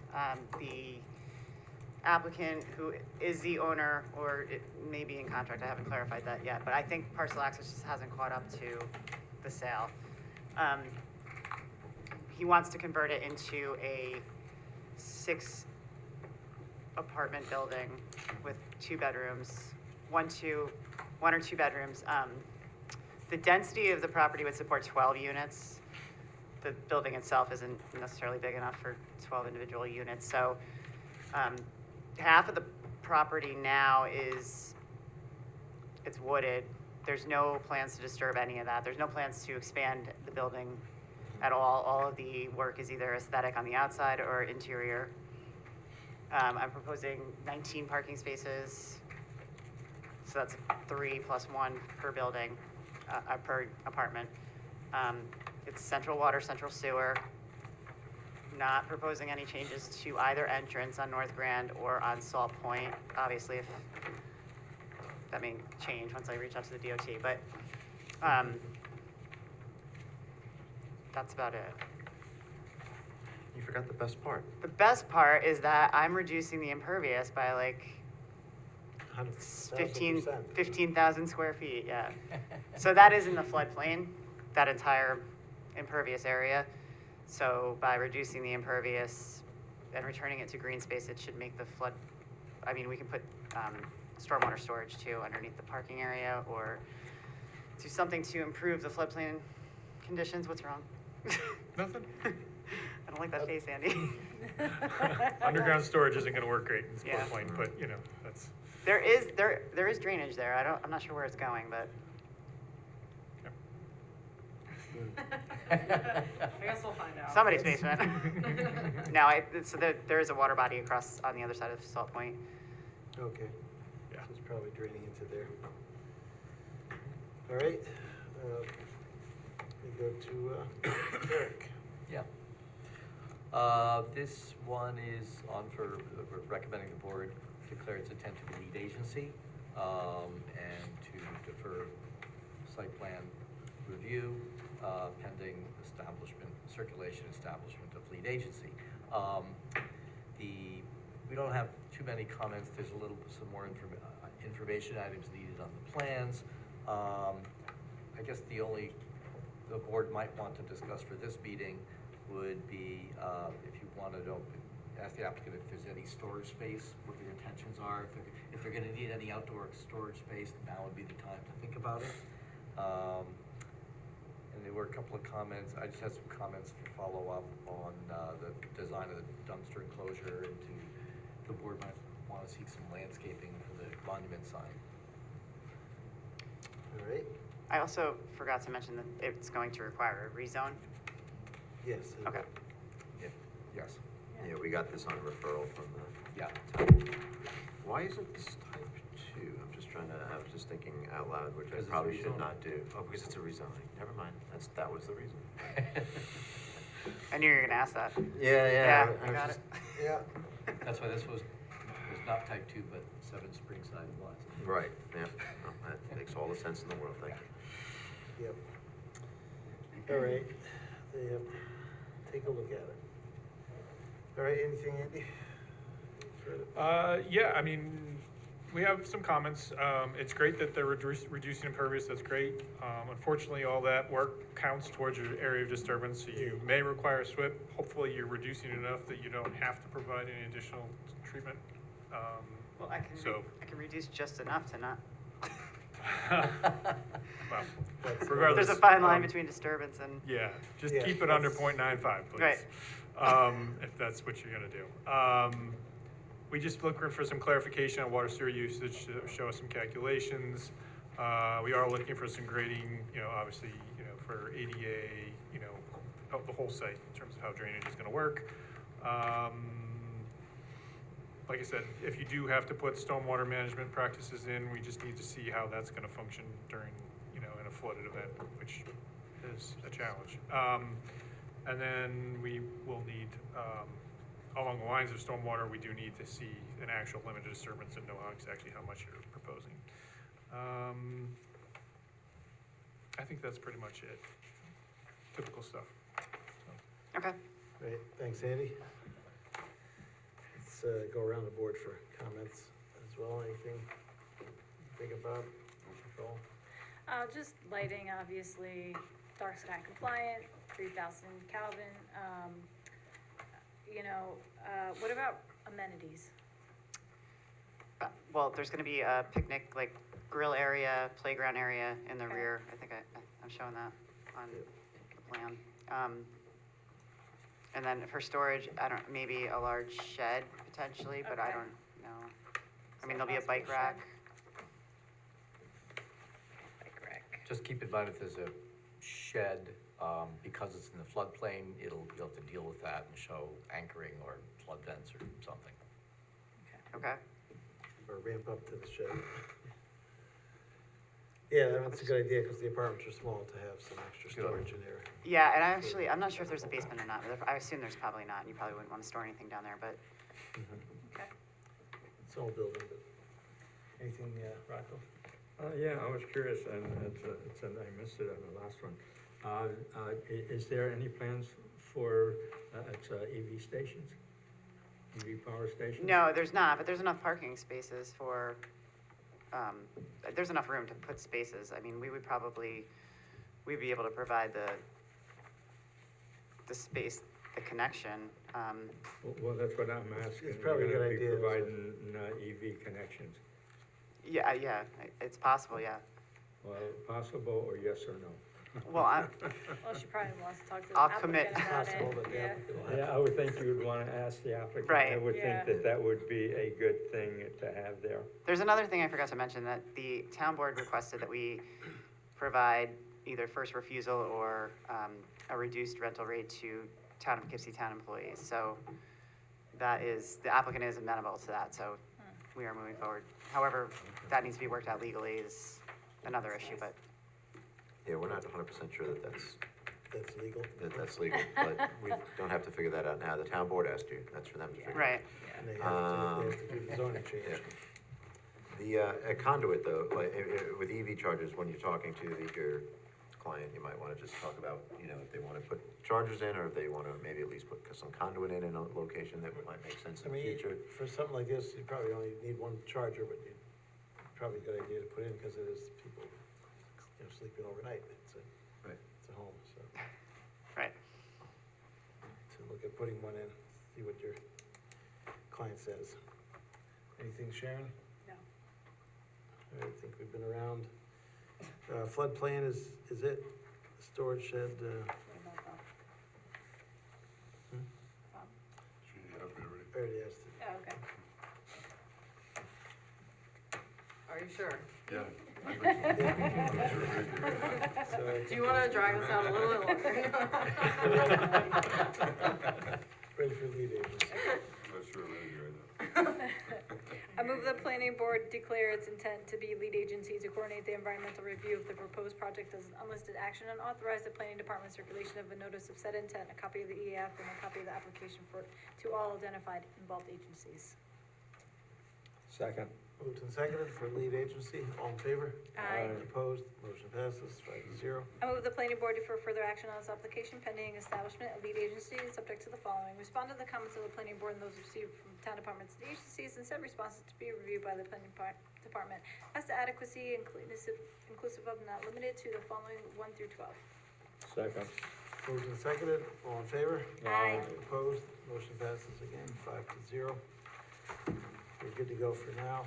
Thank you. Thanks, and everyone. this building was in for an overhaul of all the exterior architecture at the time. I don't know if you're planning to change it any further for this application, but I don't know, I know he's definitely, paints and, you may need more new windows or whatever, but you're good. oh, He's sorry. kicking you out of the seat. That's right. Bye, Amy. It's like, I heard a vote. You're done. All I'm right. just not ready to leave that. You wanna make this present? No, Hilarious. Yeah, have a good night. thanks, you too. All Good right. evening, I'm with Amy. Fifty-one Vassar Road. Yeah. Sorry, I don't have a laptop. I went analog. All right, you can use that microphone, That's you might fine. have to turn it on, it takes a second or two to just warm up, but, It's been vacant for a long time now, since actually, the previous store kind of collapsed there. The one that sold hot dogs back in the 80s. Bye, everybody. Bye, Amy. Bye, Amy. See you tomorrow. You'll be here tomorrow. Good evening, Mark Day, Day in Mark may not Stacosa. be. I'm here this evening with the application. It's on Vassar Road. It's Colito Development is the name of the owner. We're proposing a 10,000 square foot building on, which is now a vacant, currently a vacant site. There was a building there years ago. I'm sure everybody remembers it, no longer there. Yep. What we're proposing DJ Pools, right. is basically the building up in the front. This goes back to the creek. There is floodplain on it. It's back pretty far. Years ago, we did an application on this same site. We were able to get a pretty sizable septic system on this. At the time, it was going to be a diner restaurant. right. So we've already done deep test pits. It's not bad. We're not too concerned for the size of this building. There is a situation here where the neighbor, the adjoining plaza to the north, has really utilized the south end of his site onto our property to exit the site. Early on in the application, we had met with the planning department, and we agreed to kind of open this up and allow this to happen. So, but this week, interestingly enough, the Department of Public Works remembers the application that was done a number of years ago. And the entrance for that was actually about 76 feet from the southwest corner, which puts it about here. So we've talked to the client about it. He's obviously gonna do what he needs to do, but we may not be able to provide this access to this neighbor because the Department of Public Works is more than likely gonna make us close this entrance to create this entrance. Not on, Is that a site distance issue? yeah, it actually Okay. is. If Okay. you stand here, and you can't tell, but Yeah. if you go out there, it actually, it turns to the southwest and you lose it. And there's also a horizontal curve. There's a high point about here, but it actually is very subtle, but it happens. That makes sense. So we're not sure we're gonna be able to keep this open. We haven't talked to this person yet. We were talking to them when this was part of it. So this may change, so I may be here prematurely, but there are some things I need to ask the board. There is a setback line, it's 100 feet. Our property is right now limited that we will be in that 100-foot buffer. I think it's a setback, sorry. Setback. So we're in that. I don't know how we can develop this site without being in it. If we do have to relocate the entrance, we're definitely gonna be in it. And it may just flip this whole application, so I'm just wondering if that's a waiver we can request and how the board would feel about it. is that a waiver or a variance? Lisa, Setback variance. It would be a variance. It is, right? Yeah, I mean, there should, you would have to go to the zoning for that. Okay. Yeah. I mean, there was building there for decades, so, Yeah. Okay. and that building even went further to the south, I believe. Yeah, it actually was in it. So we would obviously landscape that, whatever is left over, we would landscape, and work with the board as so. I know it was one of the things that we were considering was tying this guy in. I don't know how we're gonna be able to do that. He has 2 loading docks that are right here with like 2.5 feet off our property line. So we're not sure how that's gonna work. That might be a problem, because that's a restaurant, right? They Goodfellas need their, is on that corner. yeah, they need the deliveries to the back. I just don't know how they're gonna get there Yeah. if we have to flip this. Yeah. So our discussions with the Department of Public Works are, you're only allowed one entrance, which is typical. So we're not sure how this is gonna pan Yeah, out. so we recommended that, you know, we would kind of meet offline to bring the county planning office in and the county, Department of Public Works in, and have another conversation about that. We did circulate the application to them in late, October. Unfortunately, we just received those comments this week. Okay. What's gonna be in that building? I don't know, it's right now undeclared. These guys, our client actually builds and they negotiate with 3 to 4 different companies and. The fact that it's one large retail space is the way it looks, so that's what. Yeah, it's We're considered one space, it's not divvied up, to my knowledge, you're not divvying it up. We're yeah, sorry, go ahead. I'm sorry to interrupt. No. I was just looking at Google Maps and I didn't see it on the plans and I just noticed that there's some overhead wires going through the site. You may wanna double check Oh, you with mean Central. back- Yeah, back- it's going into the site, kind of near the existing building. You may wanna check with Central Hudson in terms of separation. I know that they have a requirement in terms of how close a building can be to a if it's transmission lines. I don't know if it's I transmission think lines that or not. serves, there was an old house back here. Okay, so maybe it's not. I don't think it's Okay. active, but Okay. I'll definitely show it. I mean, this is a recent survey, Larry Lynn did it, so, he would've picked that up. Yeah, But I'll verify. yeah, just check that, yeah. Good to make sure. All right, anything else, Andy, before I go to Kristen? Yeah, I mean. It's all good. It does look like you're gonna need a SWIP. We'd asked about cross-access agreements with the neighboring property, which I already talked about. Board should weigh in on the need for sidewalks along Vassar Road. And then, you know, just, lighting levels, double check that. Yeah, we'll take along care of with- that. Along with a number of other comments, but that's the gist of it. Get it started, all right, Kristen? Yeah, so this is the applicant's first appearance before the planning board. It is on for secret review for an unlisted action subject to a coordinated review. I still think that it's okay. The building itself might shift, maybe the size or the scale of the building might change, but I still think that it's appropriate for the planning board, potentially to circulate their intent to serve as lead agency for this application. As I mentioned, I mean, I note it here, early consultation with the county DPW and also Department of Health is encouraged.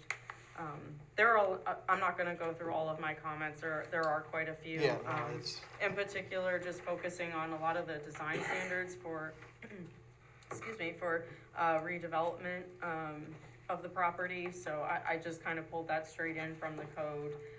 We did receive some significant comments from the county planning department as well. There were perhaps a couple of alternative layouts for the site, so you know, again, I just think that follow-up conversation, it could head off a lot of this back and forth. I think that would be helpful, and I do want to point out as well, just because it is on a county route, that it will be, you'll need to complete a county, complete streets checklist. You know, they did talk about EV charging stations and the location of them. Also, our town comp plan does discuss acquiring easements along Wappinger Creek for future trail development, so we are looking maybe to have a conversation about that as well. I'll just keep piling it on there, Mark. And then we'll work through these comments. I think this is fairly standard at this part of the review. Carol, who is not here, did also receive the application, didn't have any concerns as you're staying well out of the floodplain, so that was good. I think that's really it at this point. So, you know, again, staff's just recommending that the board would declare their intent to serve as lead agency and then defer action with comments at this time. All right, thanks, Kristen. Let's go around the board for comments. Sharon? I'm just trying to, so this is gonna be built with potential tenant, that's, but you only want one tenant. that's all they want. That's the way it looks like. Yeah, they signed one lease. We're hoping it's not cannabis manufacturing. Is that out? Cause it seems popular. I mean, I might as well tell my client no now. It's funny. That's my only question. The Trader Joe's would be all right, A little small for a but pretty trade. small for Yeah, that too. way too Yeah. small. No, Park the in the average is creek. like 13,000 or something like that, so. That's Yeah, 10. but I they're, think yeah, it was they're not too 10,000. bad. It's- They're it's- not too it's getting big. close. Mm, Right across from Stewart's. Yeah. all right. Anything, Rocco? No, not at this time. Are we gonna, I might have some comments with the architectural review if we do that. No, I mean, it's Well, good. you could good- bring that good up to now say- if Good to you say want. it now. It appears that, to me, a couple of questions, is the HVAC going on top of the roof? Yeah, I think he's, the architect, I think, is showing the RTUs on the roof. I don't see anything there. And plus, the metal building on the sides, I know it says hardy board in the front, but Yes. the metal on the sides, that, I'm not sure that fits in the characteristic of that area. Okay, and we can tell the architect. Right, but I mean, but the HVAC, where is that noted? I must have missed I it. think it's on, if you look at the. Yellow blobs. Yeah, see the yellow blocks on top of the, Oh, that thing, behind the okay, so parapet. those will be covered, yeah, they'll be hidden by a parapet. okay. Yeah, in general, like large blank facades too, we like to see the breakup of that. I'm not sure that the quality of materials I heard earlier this week is necessarily something the board was too excited about. There was a metal, Right, I wasn't too proposal. excited Yeah, about the metal. On the Okay. side. Metal I mean, siding, the metal book roof is is, okay. yeah, it's just, The hardy board is certainly would be okay. The brick seems okay. I'll take that back to the architect. yeah, we just went through and upgraded, what Dunkin' Donuts did across the street. Make that building look nice with the border on the bottom, so. Even though that was reused from an old bank. Okay, that's basically what I have, because it's a little early for other comments. Yeah. But thank you. Anything, Not really. I mean, I would ask about snow storage and stuff like that, but you're not even really sure Oh, what yeah. you're doing. You're Well, not if we sure flip the whether or parking not- lot, Got plenty of Yeah. snow. I mean, we got Plenty of storage. plenty of area to do Yeah. it, so. I Shove mean, it we down have the hill. areas around, but we will show it. Yeah. I mean, honestly, based on the comments we got from the Department of Public Works, this may change. Yeah, quite a bit, exactly. That's why so. it's, yeah. So, that's It's fine. gonna look more like the county comments, diagram. They're gonna that dictate. That they came in. Bob, anything? I mean, my main thing is make sure there's sufficient screening to the house next door. Yep, Yeah. yeah, we'll buffer Landscaping, this. yeah. And you did put that in, but if that changes, the driveway changes, then oh, that it's in my review. affects that as well. Yeah, they know. Okay. Now, as far as, I know we talked about it at the beginning, if I can't get this in, I need to kind of break myself away from this other, If you can't get the cross. if I can't get this entrance in, Yeah, Well, that's a that's tough gonna, one. that is gonna be a problem for your neighbor though. yeah, but it's not our problem. I know, Right. I know. I wanna be but clear, yeah. because, we've gone out of our way to kind of accommodate it, and Is there honestly- any type of easement or anything there? Nope. Nothing legally set in place? No, and the applicant, my client is willing to do it, but we told him about this the other day. Unfortunately, he couldn't be here this evening. We mentioned this to him, and I said, we may not be able to offer him an easement. I would say to try to fold that into the discussion with DPW and Yeah. see what. Yeah. Well, I may not have sight distance here, and if that's the case, they're gonna close this access, Yeah. which already is there. I don't know if you all remember, but there is one there now. It's not great, and I The think, whole thing's access, that's more. Well, yeah, the whole thing's wide open. is there a reason that there couldn't be connectivity between the plaza and this building? You have a I don't connection think- between the front and isn't there a parking space and parking lot in front of Goodfellas that connects, kind of, You could go straight. could connect Like through there? through here? Yeah. I mean, Not- they not could with deliver tractor to the front trailers. door. No, and I'm not saying tractor trailers, But but then you, he wants tractor trailers through well, there. but you could also, if you have a Oh. route behind the building, why couldn't you grant access around the back of the building? to Because get I don't out? think my client wants that traffic going through his parking lot, which if you owned it, you wouldn't either. Understood. you know, here it wasn't a problem, because you're really between the two, but coming around it, he's not gonna want that. Is the front of that gonna face Stewart's then? The front of, I'm sorry, The front of your building, is Yes. that gonna face Stewart's? it'll face, yes. Is there anything that can be done to improve the site distance without moving the entrance? Not without changing the road. We can cut faster, or, Well, DPW could be Oh, involved in that. boy. Yeah. Get DPW to change the road. It'll be an interesting conversation. Nothing but when the other plaza was in front of the planning board a few years back, I think because of that access problem, I think they might have needed to demonstrate that they had turnaround behind their building to go, go in from the north and turn around and go out by the north, because they didn't have. I don't think they can do it, because you come around the back of this, and this is a pinch point between the gas station, How do they get Yeah. back there Hey, at all? Chris, are you paying attention? I don't know. Leave the guy alone, it's almost 10 o'clock. I know, right? It's 9:15. Fire I'm trucks- still here. How do you get the fire trucks back there? Luckily, We don't go behind that. Oh, Wow. great, There you go. never mind then. luckily he hasn't Yeah. had to. Okay. Eric, is there, I assume there is an approved site plan for this for the plaza? There is a site plan for the plaza, and it was coordinated, that postage stamp parcel up front with that pinch point. I thought that there was vehicle access through there, I don't remember if it was enough for I trucks or think, not. I think their parking lot curving goes all the way around the back. Well, I wonder how Chance gets There's there. I mean, it over was, there. I don't remember how it There's was a addressed, restaurant at the other but corner. it's not your client's Yeah. problem, but the plaza might I've have. never a seen problem. anything go The through the road goes front. all the way around the plaza. They probably also use that back entrance, that side entrance that is now on their property. Yeah, they've been using this for the last, Yeah. Good fellows, but what about the Chance at the other corner? Yeah. I don't know what they do.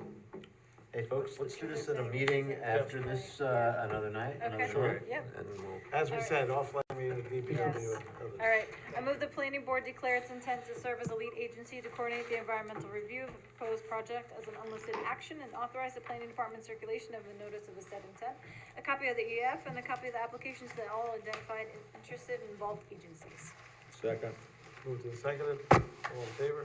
Aye. Opposed, motion passes, lead agency. I move the planning board for further action on this application and direct the applicant to respond to comments in writing of the planning board and those received from town departments and agencies, included but not limited to the following, 1 through 15. Second.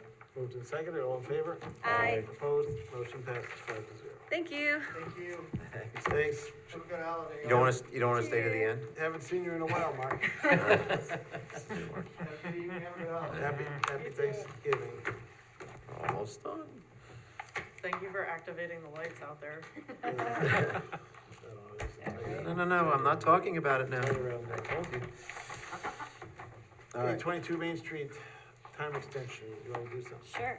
I move the planning, 822 Main Street, I move the planning board grant 2 90-day time extensions for 822 Main Street application, moving the current approval expiration date from November 16th, 2024 to May 15th, 2025. Second. Moved and seconded, all in favor? Aye. Opposed, motion passes. BP4 Westerly House, I move that the planning board grant 2 190-day time extensions of conditional site plan and special use permit approval from December 12th, 2024 forward to June 10th, 2025. Second. It's 2 90 days. It's 180 days, yeah. 2 90 days. Yes, it's probably just two. Yeah, it's just two. Moved and seconded, all in favor? Yes, Aye. Opposed, motion passes. Duchess Roots, I move that the planning board grant 1-year time extension for Duchess Roots application, moving the current approval expiration date from December 21st, 2024 to December 21st, 2025. Second. Moved and seconded, all in favor? Aye. Opposed, motion passes 5-0. They are underway, by the way. Yeah, I was gonna say, So they have they won't approval. need the whole year, so that's good. Okay. Maris, do we need to Maris talk about College. Maris? Yeah, Lisa, why Okay. don't you take us away on the, on Sure, Maris? so, there was a 9th hour or 11th hour, amendment requested by the town attorney today, just to clarify that the, resolution would cover any changes that are required to be made to the plat before Carl signs. Backing up, you're familiar with the Marist turf. It was before this board for a number of times, and the issue that Kristen located about parking being on, partially on an adjacent lot, which turned out to be owned by the city and the town.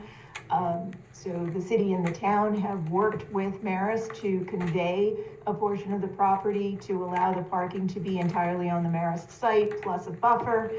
And the town board did an analysis, a legal analysis that said they were able to do that without the plat requiring planning board approval. Dutchess County Clerk's Office is not accepting that analysis and wants the signature of the planning board chair on the plat documents before they'll accept them for filing. So what you have in front of you is a 2-page resolution just authorizing the chair to sign the plat so that it can get filed. Pretty straightforward. Yeah. Okay. I move the planning board authorize the chair or his designee to sign the plat in connection with the Marist Track and Turf Field Project for the reasons set forth in the following resolution. Second. Moved and seconded. Probably should have said like attached. Yeah, and Lisa, there was a minor change in the resolution too, right? That Jim Nelson talked to you about or something like that, but Right, there was a as I said when I started, the change is to make sure that it is clear that, if the plat gets amended, that Carl can sign the amended plat. So that was it. And the board has the amended, the red line, but that's pretty much it. And then there was technically a typo in there, which we fixed, so. okay, thanks, Alright. sorry. Thanks for clarifying that. You've got the thing. Do I have a second? Did I have a second on that? Second. Second. Moved and seconded, all in favor? Aye. Opposed, motion passes 5-0 again. Any other business before? What's that? Oh, do we have to, the resolution? that way? Oh, the resolution had everybody's name? Yeah, there was a roll call type. Oh, my gosh. Didn't see that. Why did we do that? Carl said all approve, any objections, so that assumes that everyone that's there voted aye. But if you want to approve Okay. if anyone has an objection or abstention, please let us know, otherwise we'll count everyone present as an aye and everyone else as an absent. There's a That's- couple that aren't here. That's correct. Good enough. Thanks, Lisa. All right. Happy Thanksgiving. I move that we terminate tonight's meeting. Second. Moved and seconded, all in favor? Aye. Opposed? Night, everybody, good night, Chris. Hi, Lisa. Good night. Hi, Chris. Bye. Good night.